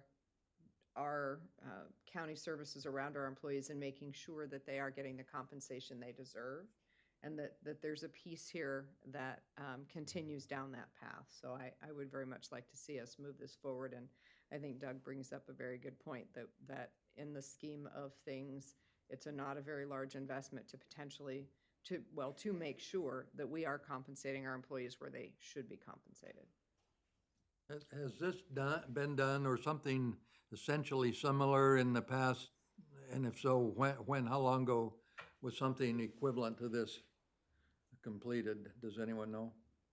Doug, there was a number of starts and stops, but this market study and pay equity study that we landed the first of the year was the first in what I could determine is at least 10 years. Well, in 2019, the county hired HR Answers to do this, but they didn't. So we spent money and got nothing for it. And then when Naomi was here, she started the process of updating job descriptions, and I don't think it was completed. So the good news is we at least have the updated job descriptions that Naomi had drafted. So that's kind of the starting point of where we are. Not all departments finished that work. Occasionally there would be those that we're digging back to from even prior to Naomi's work. So we've got a good start on where they are, but we're hoping to make sure that we have everyone participate in the process. So let me ask the professionals then, in a similar organization around Oregon or the Northwest or the West Coast or whatever you would be familiar with, how often is this done? And maybe what are consequences if it's not done? Yeah, I would say on this kind of work, it's honestly, it's one of those things that's more like you get it done and then you keep maintaining it. So once you get it done well, unless you have a really big organizational change, doing the classification updates usually gets done on an ongoing basis from there. So it's more of a maintaining it just to make sure that we're staying current. So that's not like a compensation study where you should have to redo it every few years or something like that. It should be something that you bring it up to snuff and then you maintain it. With regards to a pay equity study, the best practice is every 3 years because that is what gives you your safe harbor. And that's what I'm seeing other cities, counties, and even private sector, that's how they're aligning in Oregon because that's what the law is. With regards to a compensation study, I see compensation studies, typically a full compensation study about every 3 years. And then on the off years, it's more, do we need to do an update because we have some jobs that have really changed, or maybe we need some help on aging our structure to align with market. But usually our goal is when we've completed a compensation study, we're handing you a tool, we're handing you the recommendations and the tools you need for maintaining your structure so that you can go back to more of a rhythm of doing like every 3 years for your compensation.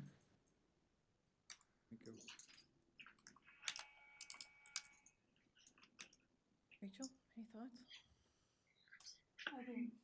I think this is an important next step. I think if anything, the last year has shown us is we have to do these types of things, or there's just one-offs or a lack of understanding, or it's messier without a solid foundation. And so this feels like the next step in establishing that foundation.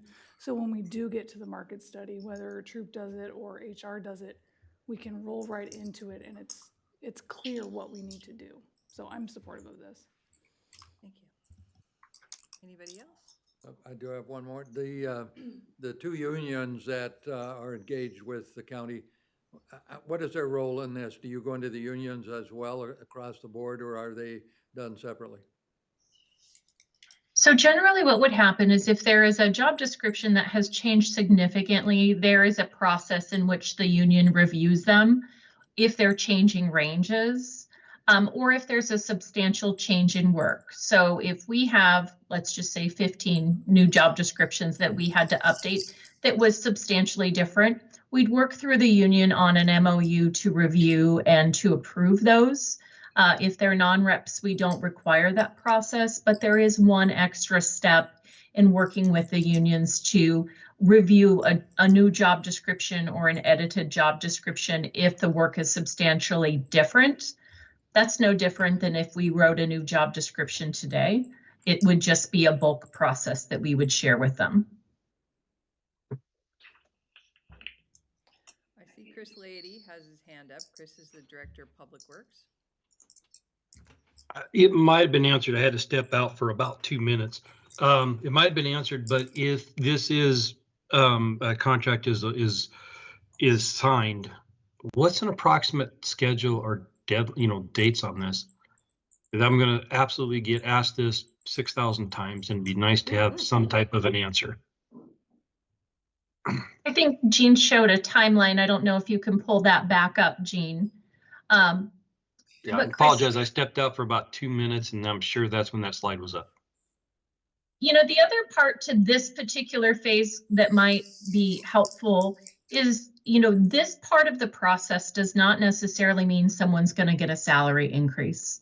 We are just clarifying our job descriptions in this particular phase. And even in the market study, it doesn't necessarily mean someone's going to get an increase. It just means that we are comparing to the market with more relevant data. Okay, perfect. Jane, do you want to clarify the timeline a little more? Well, I just was going to, I like the 21st, sorry. That should have been January 2025. So yeah, it's about a 9-month process is what's projected. And I did want to add if we were doing, or if your HR team was doing a compensation study, that doesn't, it doesn't need to wait all the way to the end of this. So those are things that we could start feathering into the project plan. Really, once we get to probably around that, once we get to, I would say, the stage of work that's getting close to wrapping up the work of comparable character and understanding initially what our structure is, we can start working on the compensation work too. So we could probably start after about 6 months working on that, whether it's us or the HR team, if that did need to get pulled into part of the project. And so for clarification, Jean, that last column should be January of 2025 and not June of 2025? Yes, it should Perfect. be. Thank you. That's helpful. I did have a quick question for Jody. So I have a position that I am looking at bringing back to life. It has not been filled in a little over a decade. It does need some modifications to the narrative. What would be the process with that? I assume that would be following the existing process, and we wouldn't necessarily have to wait for this project timeline to transpire. No, Chris, we would resurrect that old job classification. We would ask you to make updates to it. Let's just say we're going to recruit for that in September of 2024. So the target date was that. We would be working on that updated job description to be able to get that out the door. We wouldn't have to wait for this project to finish in January of 2025. But if it is a vacant position you want to update as part of this process, we would ask the supervisor to help complete that job questionnaire along Thanks. with the job descriptions that we would do for recruiting. Thanks. Yeah, it is a resurrection of an old job description with updates as we, lack of a better term, decommission a job that is no longer relevant. Well, I've heard what's old is new again, so I look forward to working on that project with you. Any other questions from the board? I know it's been a long meeting for you today. And we have 2 more topics.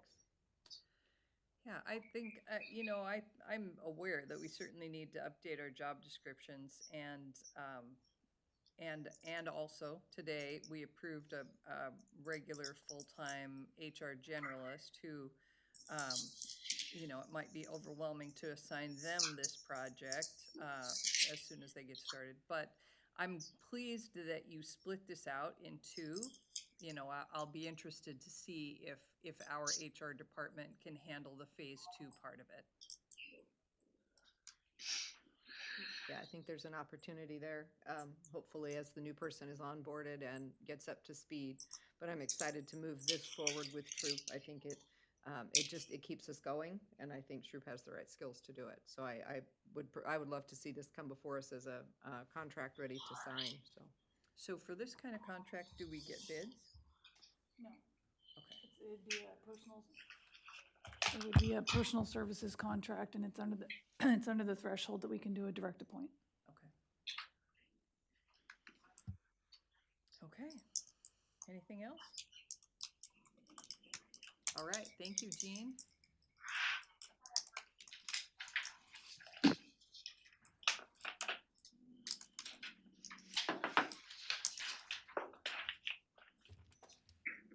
Thanks for joining us. Thank you, Briante. Thank you. Have a great day. You Bye. too.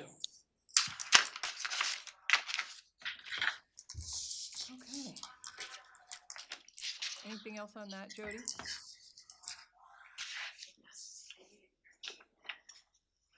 No, I think the only point to make is we split the contract up into, we did have the appropriate staff that was able to help do the marketing in the past. So should we need to reduce future costs, I do think either through the new HR generalist or even our existing staff, we can get the marketing portion of it done. The cleaner job descriptions would help make that work a lot simpler.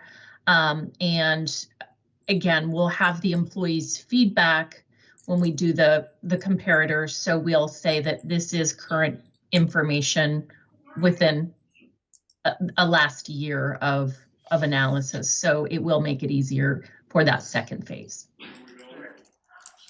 Okay, are you ready to flow right into your next topic, draft review of reclassification procedures? Sure. We have been working on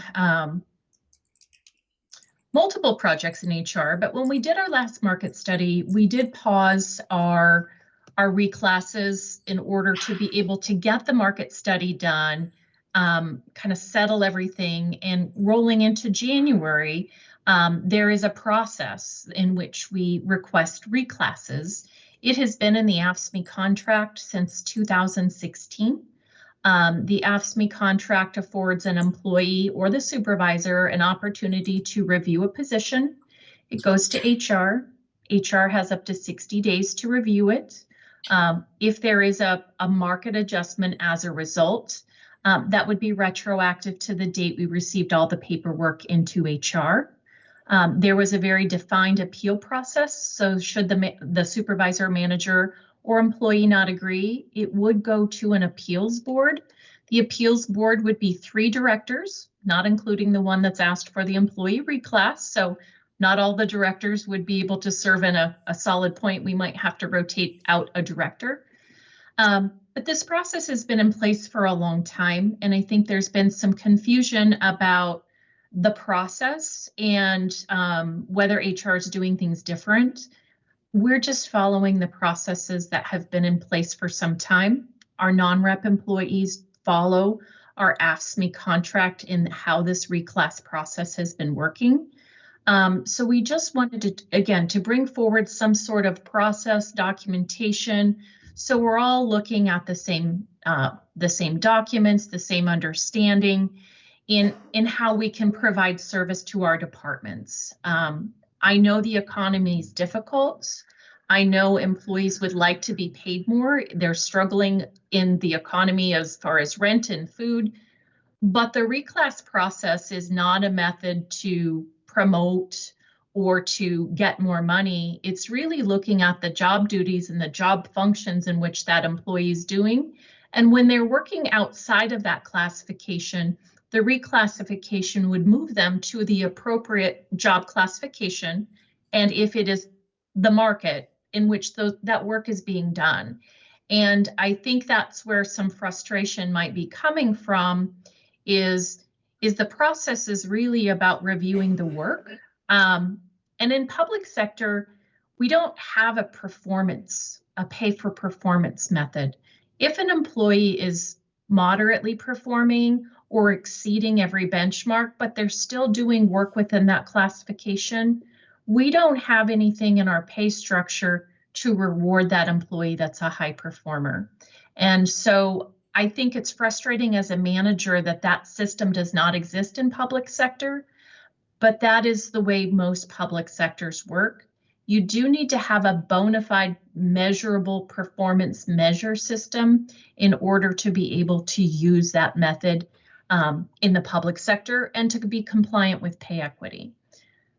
So that's where this procedure came from. That's where the documentation came from, is just to make sure that we're all working from a similar playbook and what the expectations of position reviews and reclass reviews are moving forward.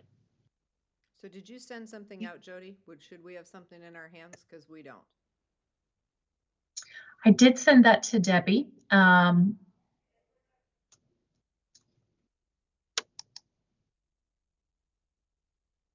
if no one's been able to review that, that makes this conversation a little Yeah, it's true. I would, more difficult. We're all trying to follow along, but it would be helpful to read it.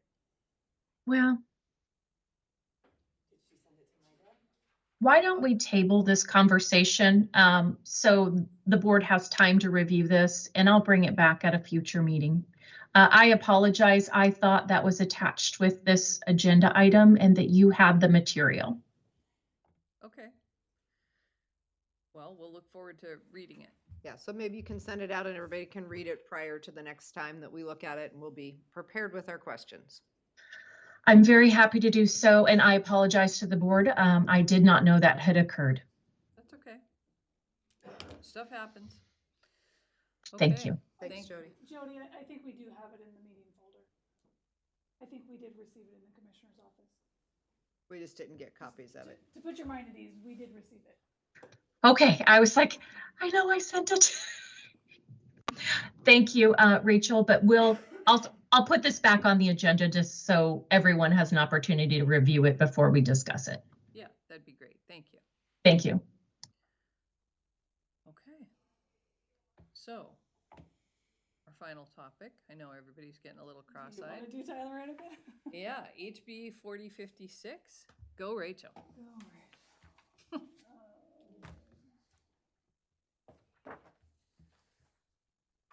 So,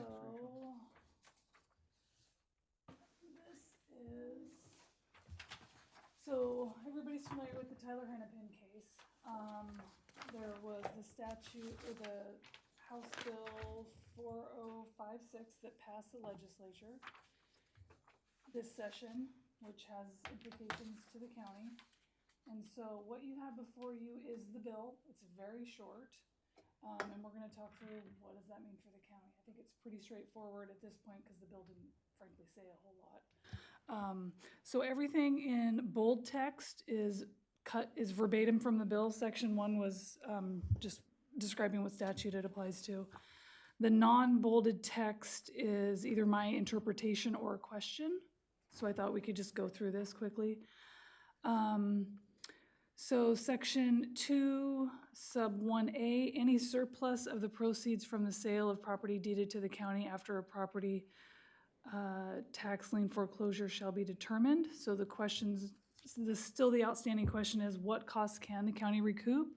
And how does the county determine a minimum bid price? There were prior versions of this bill that answered all of this, but they didn't make it into the final bill. Okay.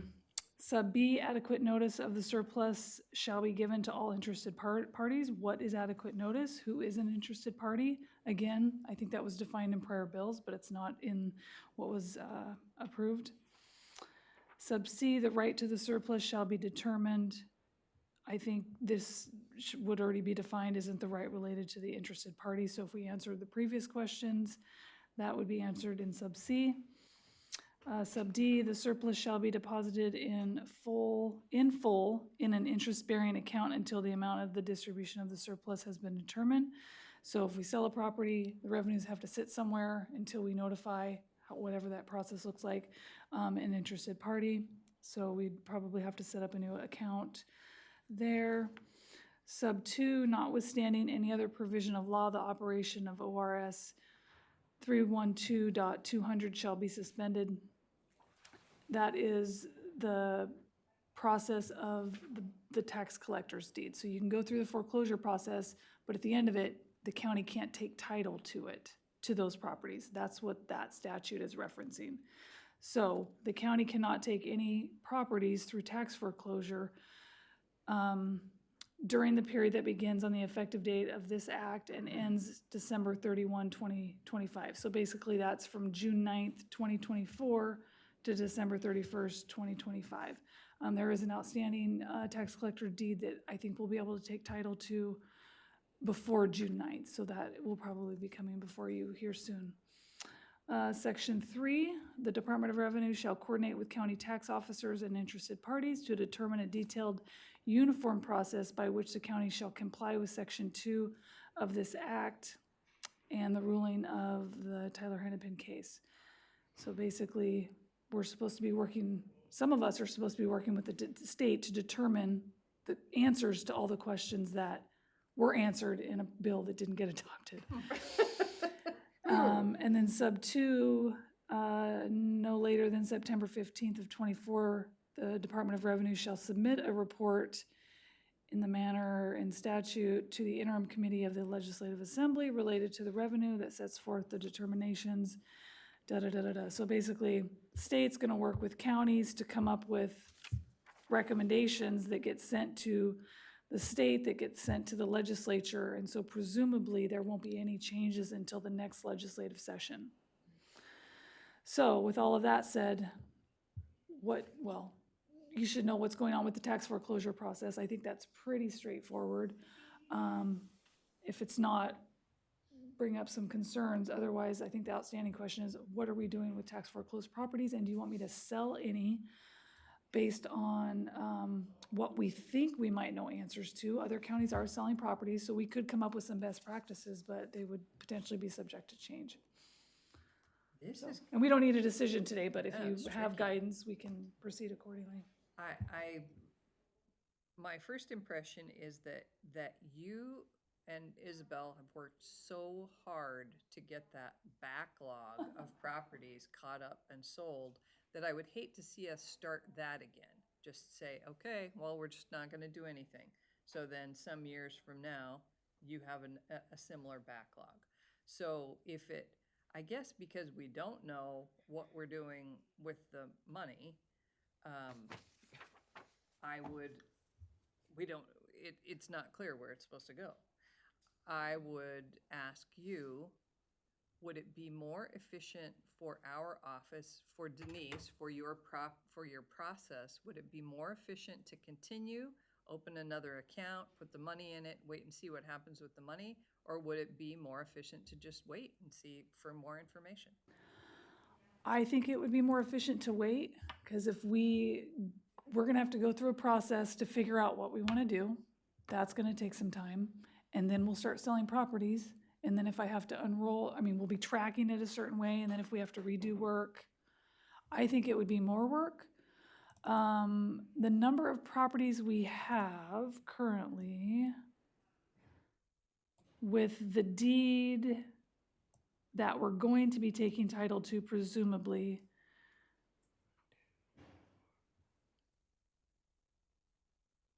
we're maybe around 15 properties, and 3 of those are old,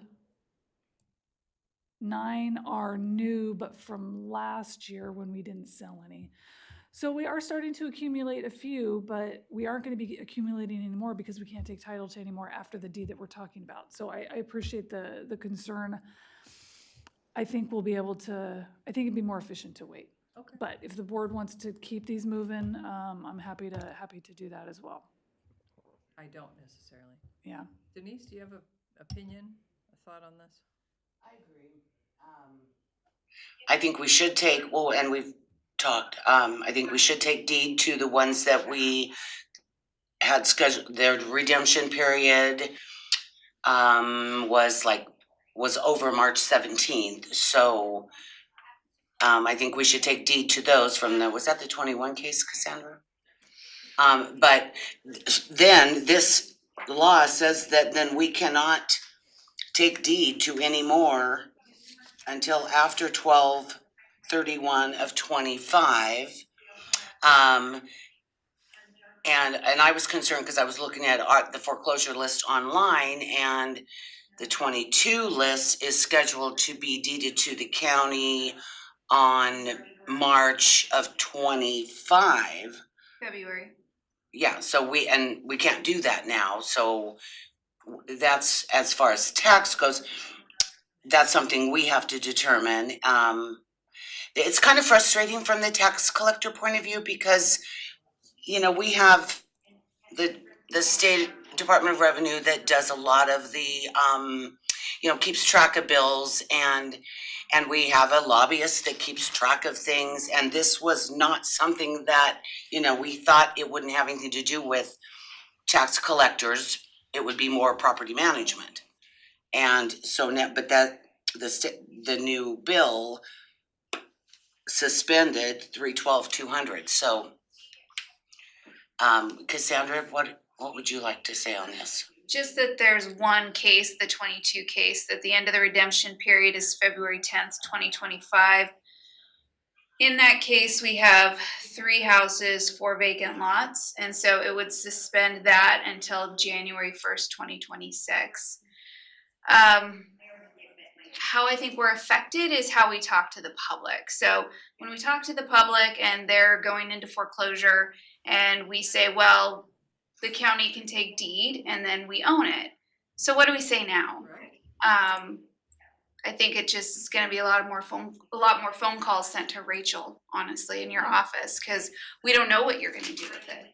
You know, once we take deed. For this current one, or for the new one, or going forward? For the new one, for the 22 case, and just, you know, for the future. The answer is what I've been telling people for the last year, which is there's this U.S. Supreme Court statute and now, or decision, and now a House bill that is forcing us to sit and wait because we don't know. So I get calls about the Sand Lake Road property all the time. It's like, especially when Chris started moving equipment onto it, and it's like, what's happening to But yeah, we just don't know. So it's an easy answer, but. Right, but it's one that my staff, you know, doesn't, because that's not our department, you know, we handle the tax, take the deed, and then we give it to you. So we don't want to be the ones answering what happens. I'm happy to answer it. Yeah. And then the question, Bill, too, that we don't know for sure yet is, you know, what I've always understood is when that judgment is filed at the circuit court, that basically sells the property to the county. Then that person has a 2-year redemption period. And that's what the February 15th of 25 date would have been. So now we're looking at, it's not gonna be till after January 1st of 26. So does that extend the redemption period? And I guess my thought, if I was queen of all of this, that, you know, the whole purpose is we want people to pay their taxes. So if somebody has an extra year to pay their taxes, and that's a good thing. The bad part of that is we've got all of this to keep track of, as do you. And also I'm wondering, does it, are we now in the position of just no leverage? Like people know, well, if they don't pay their taxes, the county's not gonna take deed, nothing happens. Well, again, just right now. I mean, we're in this interim place where we've been for a while, and the legislature extended it. So, Yeah. Okay. We're I'm, gonna fix it next time. Right, and it sounds like the tax assessors are the ones who are gonna be at the table for the fix. and interested parties. Yeah. Okay.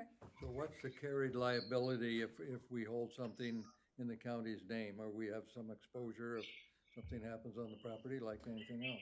Yes, which is, there's property, there's a property that is potentially gonna be taken title to that has someone in it currently, which the board's always, been more sensitive to those situations, and I think in this particular situation that we're in with the uncertainty of when I will be able to deal with the property, I would, implore you to think even harder about whether we want to take title to those properties or, so that's a discussion for another day, but it will come up.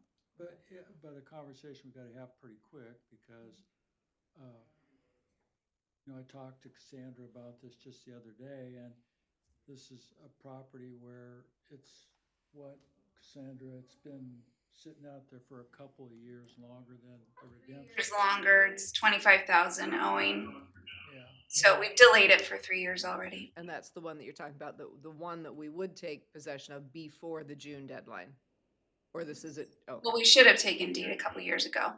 And we haven't, because Joel went out there and there's a woman living in there who I think was- I know that story. Yeah, and actually, then I was gonna talk to you about that at some point, about, are there any, can you think of any agencies It we has might be been, able? if it's the one I'm thinking of, it has been tried, conversations have been had, case managers have been sent to visit, and the decision by the individual who has a right to make a decision has been made. Yeah, so If so it's the one I'm thinking it's of. gonna be one of those then, where I'll have to go to the court and get a writ of assistance if she's not gonna, voluntarily move, and we'll have to go out there with Deputy Kelly, Under Sheriff Sheriff Kelly, and shoehorn her out, which nobody wants to do, but talking with Cassandra, and you're here, I don't need to talk for you, Cassandra, she thinks it's time to move on it. So, And to be fair, it was COVID too. So, it wasn't that we just didn't take deed. It's just things, we're giving people a lot of grace back then, But it's, when we keep these cases administratively, it's more work for my office, right? We're constantly babysitting. It's accruing interest. It just keeps going. So, I understand Rachel's point, but it would be nice to have a date at some point. We're gonna move For that one or for the rest of them? for that one. Yeah, because the rest of them were just, it's a legislative choice, unfortunately. yeah, it'd be two separate tax deeds, actually, one for the civil property, and then the three others that are on the tax deed for that other redemption. So what's the legislature contemplating, or what's the ask of them to fix it? What are they supposed to do in the next session? Is that, there's something that will take this and then narrow it down to Oregon? So this is Oregon. So there's the US Supreme Court decision. One in Minnesota. Yes, Right, I so know that one. that's driving all of this. So there was the state house bill that was passed, that was what I just read. And basically the legislature is asking counties to recommend what we would like to do, So. which is, sorry, to answer your so is question. there some stuff that's still open-ended that needs legislative attention? Yes, and that is those questions. The one, okay, the So ones you have, there yeah. was, Yeah, okay, got it. And so, do we know, anything coming out of AOC, or? what I'm do we sure know so AOC far? will be working on this, and I'm a part of the Oregon Public Property Managers Association, and Denise is a part of a group. There'll be lots of people working on this. So this has some urgency in the next session. It had, it had urgency this session, so it has more urgency next session, and we have a deadline of September 15th to provide recommendations to the state. This is another way I understand that the trial court lawyers derailed, Yeah, as I understand it from talking with the AOC folks, that the counties had done their work, the property management group, everyone had said, we've got the answers to this. Yep. The bill went in fully written and came back out looking like this. And the trial court lawyers were apparently the ones who said, no, you can't do it that way. Yeah. Well, So you're going to be depriving people of their money. The county it would be needs, the yeah, same group that did recreational immunity and showed up in the dark of night again. Yeah. correct. Yep, okay. Correct. No, I So got it. they believe they're doing their job in protecting folks, but it's certainly creating some challenges for us as government. Are any of these properties ones, are they posted at all? Do people know it's in county ownership, or do they, does it just sit there vacant, or in this case, maybe not vacant? We do not advertise physically where our foreclosed Because properties that are. seems to me that would be an invitation to squatters and Correct. who knows what else. So, Yeah. Okay. Well, I support not selling them right now.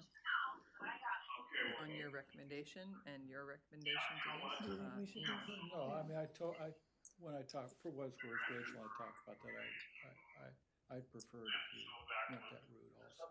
Yeah, otherwise I think we do put ourselves at risk because there is this whole timeliness factor of getting the funds back to people. And so if we're moving things forward and they come back and decide what timely is and we've missed it, we've opened ourselves to a liability that I don't think we want to have. Where those trial court lawyers would love to jump in and help somebody. And get I don't not want you to only have to money. undo anything. Yeah. So is there any trailing liability if the property is worth X dollars today and then it's worth something less, when it actually does get sold? Would they look to the county for not doing something under their fiduciary responsibility to maximize the return? Or we don't know, I mean, that's what if, but. So that, that is part of the question that needs to be answered is what is the value of, what can I sell the property for? And then what is a surplus? And what are we taking if we don't give the surplus to the prior owner or the interested party? I understand that part, but if, let's say today that someone hypothetically could make a case that this property is worth $500,000 and next year it's only worth 400,000, can they look to the county for not managing it properly and they want $100,000? I don't know because I don't know what determines the value. Yeah.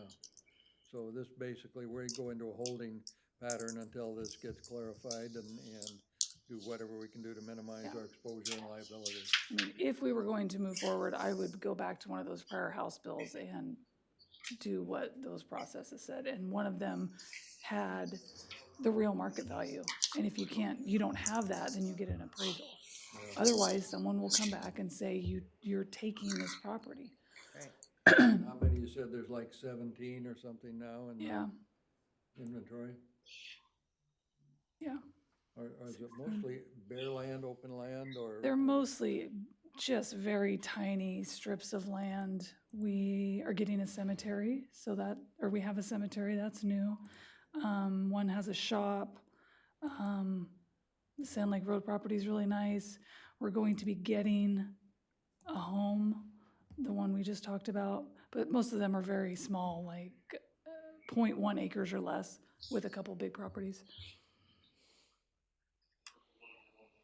I remember Commissioner Laphart saying, nobody wants to take anybody's property. You know, the commissioners, nobody wants to take anybody's property. And I fully agree with that. And then I look at what we do, what Cassandra's staff does every year. I mean, it's like 3 years, delinquent, or 3 years overdue from the date of delinquency, which is actually 4 years, and then they get 2 years of redemption period, and they're getting notices, and they're calling people and contacting people, and usually, but by the time we get these properties, they either don't want them or, so it's frustrating and it's a lot of work. And then what are those costs? What has the county, how much have we spent doing all this? And I just hope what comes of this is something simple that, it'll be easy for us to do and for Rachel to do and sell the property, get rid of the liens and be done with it. But we know government doesn't always work that way. It just makes it more complicated over a irregular parcel or a wetland or, some of the parcels that we get are only worth something to a neighbor, right? Rachel, is there something in the new bill? How do you determine the real market value? Do you have to get a private fee appraisal? Prior versions that were not enrolled Okay. did. What I read, I don't know if you were in here when I read the bill. The bill has nothing. Which, those are the processes that Yeah. we're supposed to be recommending to the legislature. Okay. But I'm guessing it's gonna be the real market value. So our whole process of, I list for the real market value, that's a great starting point, and then we reduce it.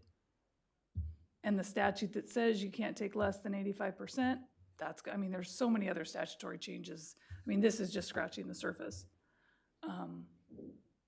But yeah, I mean, I think if the past bills are gonna be what the practice is going forward, we'll have to sell it for the real market value price. We will be able to keep all of our costs, including foreclosure, the 312 calculation, we'll be able to keep all of that. There'll be some noticing, which I don't think is a very long process of, months and months of trying to notice people, and there'll be a hub somewhere maybe, but They've already got that information. yeah, We've been doing it. so, but who knows? Okay. Well, I would say, hold it until this gets clarified. Yeah, I think so. Okay. Thanks, Rachel. Okay, so I'd like to go back just for a second, ask a question about the troop job description project. And my question is, do we not need to get bids for this kind of contract? If we were to get bids for this kind of contract, I would feel a lot better about it, because I did have sticker shock about 59,000 for half of the project. And I'd love to know, like, is that actually what it costs? Is that actually the going rate? So tell me about why we don't get bids for this kind of project. I don't have the statute in front of me, but for this type of project, which would be a personal services contract, you can direct appoint up to $50,000. So we can legally appoint someone. If you want to get 3 quotes or 10 quotes, we absolutely can, but we are not required to. So I would let Jody speak to, how or maybe she's off now. Yeah. So legally, we're fine. And this happens all the time with contracts. If we know someone or a contractor that we trust and we work with them a lot, we work with them and we don't have to go through the RFP and getting quotes and all of that. But if, it's just so much more efficient. But if we don't know, then we have to do an RFP. But And I legally, we're understand fine that here. she's been working with Trump and Troop. Troop. Not Trump. And trust them, I understand that. I just don't understand why it's that expensive. I can't speak to that. Yeah. And it will be a contract because it's over 25,000. This will come before you in a board meeting to approve. I guess I would just encourage us to remember that we hire our department directors for their expertise. And I think this is one where Jody is bringing her expertise and her knowledge of the field and the contract and contractors that are available in the field to us. And I really hate to something we talked about earlier about really trusting the expertise of our directors. So I feel like if we're going to second guess them, why do we hire people with expertise to do the work? So I guess that's just my perspective at this point. Yeah, I don't agree with that, just because we are the financial managers.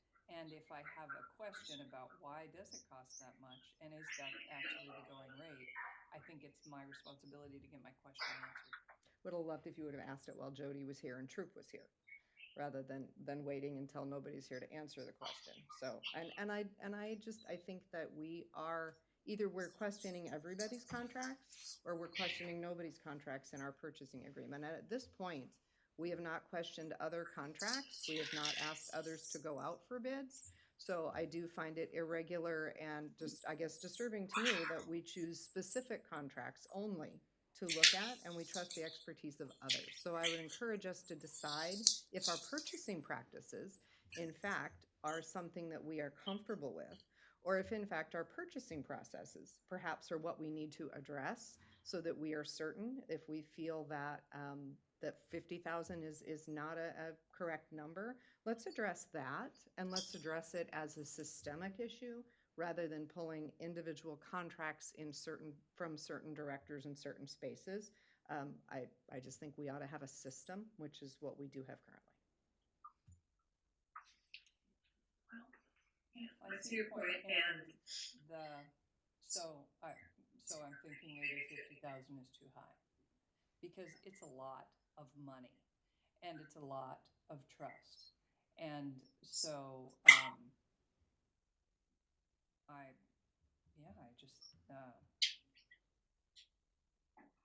I'm not interested in being steamrolled about why something costs what it does. I think it's a fair question. Why does it cost that? Is that really what it costs?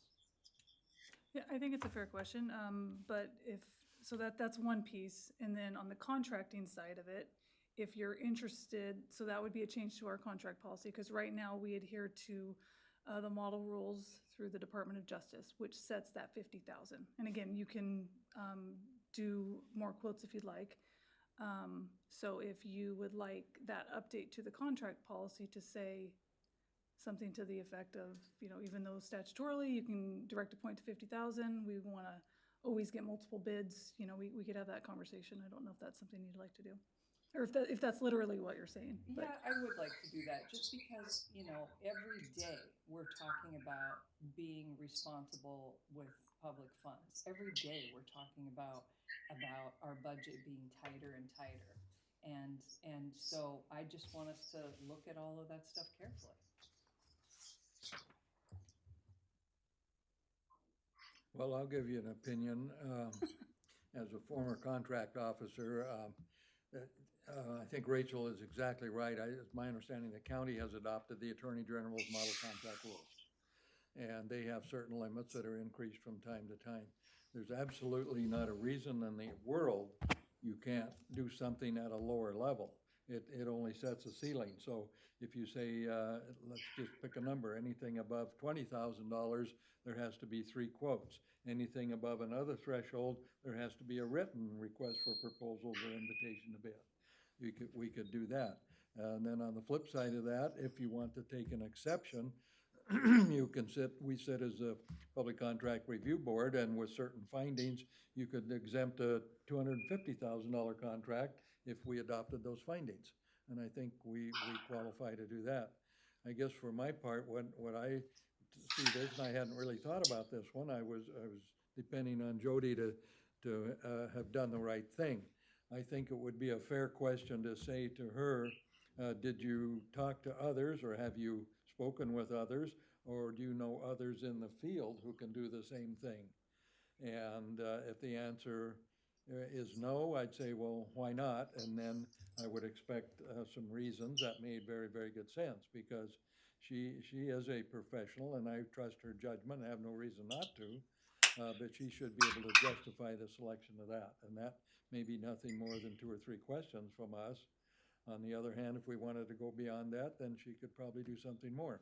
If she can't produce the logic and rationale for doing it, then I would think we do have a problem and we need some adjustments. And I guess I assume there's no reason not to do this, just as when we do a number of contracts, like you say, frequently, almost every week for sure, with Public Works and others, that we depend on the department director to say, okay, this is what we need to do, and there's some rationale behind it. And sometimes we maybe should ask more questions, and I don't have a problem with that. If it takes another half hour in a meeting, or we ask them to prepare it, I'm perfectly okay with that. But I also, I guess I'm looking for a balance, and I didn't see anything from what I heard. But you've raised a good point or two. How do we know this is the market price? And how do we know these are the only firm around? Or how did you get to this point to recommend them? And that deserves an answer. And when it comes back before us, didn't we push it off 2 weeks? Basically, then we ask that question and let her answer it as her recommendation. So that's where I come from. And if we are going to open this up and look at deviating from the Department of Justice's model rules, if you're concerned about budget, I would point you to the direct appointment for professional services, which is $100,000. So you approve those all the time, especially with Public Works as they're working on bridges and things like that, where we do direct appoints all the time for those contracts. And so we would need to go out for bids on those or proposals on those. So I don't know if that's one you want me to look at or It's all just of if we're them. looking at the policy, we need to look at the complete policy, and I think we also need to look at the impact to staff's time, which I think is largely yours and in the commissioner's office. If we're gonna ask for 3 bids at a lower level, we need to be also aware of the cost of that in running RFPs. And I would really like to hear from Sean as treasurer on her thoughts on this, because this is your area of expertise. If I could respond first, I would Yeah. say it would be, for the most part, my office would be impacted some, but your other departments that are doing a lot of RFPs like Parks, Public Works, those departments would be doing, Chris would spend a lot of time on RFPs if he was doing quotes for anything under $100,000. So. Well, to go back to Commissioner Scar's comments, you guys hired these directors with their knowledge, their history, and that's why you hired them. If you can't trust them to follow contract rules that we've been following for years in their judgment, and where they're obtaining these contractors from, how's that gonna make them feel? Well, I like Doug's idea about just asking, like, why, what would somebody else charge for this? And why did you choose them? You know, I would hope that it would make them feel like we're good financial managers, like we're doing good stewardship. We're saying $50,000 is a lot, which it is. So tell us about your decision-making process in this. I think it's perfectly reasonable. And I wouldn't avoid having a conversation. So, you know, I don't think we should be avoiding it. I think asking them is absolutely legitimate. I think reducing the cost and asking for bids is a huge amount of work added to everybody. Asking the question is perfectly legitimate. Okay, so here's an example. Recently, we had a phase for the strategic planning that seemed really big and really expensive. And Rachel chopped it up and said, wait a second. I think she talked to all of us individually. This is way more than we want to spend. And Are you talking about PSU? Yes. Okay. And more than we want to do. So she reduced the scope, we reduced the price, it made perfect sense. So I don't know why we wouldn't be willing to just think about that process here. Do we really need all of that? And is it really a fair price? I mean, I feel like you're kind of bullying me about asking the question, and it's not appropriate. Asking the question is fine. It would have been great to ask it in the middle when we had the experts here. I felt like you waited until the end and then went, oh, gosh, we should pull this back. So if we want to ask the question, if we want to add that to part of our process, I think that's great. I have no problem asking, you know, can you explain why this is the right contract? What makes you certain that this is the right price? Changing our entire process seems really cumbersome to me. And I feel like that's the direction that you were suggesting that we go. And it feels very cumbersome to me. And it does feel like we are asking, again, to the scheme of the size of our budget, we are asking for a $50,000 thing to take 3 bids all of the time. That seems really cumbersome to me. We have a lot of work that people are doing that's going to impact, and I want us to be very thoughtful about the impact to our departments. And if we are going to start asking one, I do think, unfortunately, we need to ask all. For the PSU one, that's our project. That's coming out of our office. We are the experts in deciding if that is a fair price and if that is the work that we want to do. We are that expert, which is why, to me, it makes total sense to work with Rachel and PSU and tear that apart and get into that level of the weeds, because it's our project. But I wouldn't expect us to do that with Chris's project. I wouldn't expect us to do that with Jody's project, right? Well, and yet, we are the financial managers. We have to approve it in a public meeting, in a contract. So I'm not rubber stamping it. I'm so sorry that we're having this conversation, because I really do feel that it's a targeted conversation at a particular project, and it is not one that we have asked across the board of other projects. and suddenly somehow this one is under a spotlight, and that makes me uncomfortable. It makes me feel like you are actually pulling out and pointing the finger at a particular department, and that makes me uncomfortable. So we're both uncomfortable. Let's see how we move forward. I would be delighted if you would like to get from Jody. I will prepare her to provide in the conversation for this why she believes they are the right consultant, why she believes this is the right price. If there are others that she has asked for quotes for, I'm happy to have all that available and to have that conversation. And if we would like to have that be something we ask all department directors going forward, great. I am not for changing our amount and adding the RFP for a lower amount. I think that's going to be a huge process add that doesn't gain us. It just doesn't gain us what we need. So it is offensive to me that you're suggesting that I'm directly targeting Jody in a negative way. What I'm doing is asking, why is that so expensive? So you're out of line, I'm offended, and it's reasonable for us to ask why something costs what it costs. Absolutely, and to ask the person who can directly answer it. Seriously? You think it's inappropriate if I didn't think of it in the moment to ask it later? I'm suggesting that you can ask it. I'm suggesting that then taking and saying, well, this is 50,000 is too much for everything, but we didn't ask others about it earlier. To me, we went through contracts today. We didn't think about asking anybody. Chris, you have this OTAC contract. Did you get 3 bids? Is this appropriate? So if that's what we're going to do, let's get clear on our process. But yeah, I do actually feel that it was a targeted piece. So you and I are going to disagree, and I would prefer to end this conversation before we do any greater damage to our ability to communicate with each other, because I am very frustrated, as are you. Yeah. Adjourned. Okay. All right.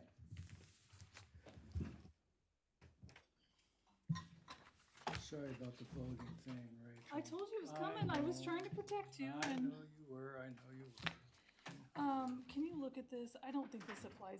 Just get back to me later. I don't think it applies to us. It's Okay. one of the contract updates that you said. Okay. It was in that legislative update document. It was, wasn't Yeah. it? Okay. And I mean, I can kind of understand it, but I don't really know if it applies. All right.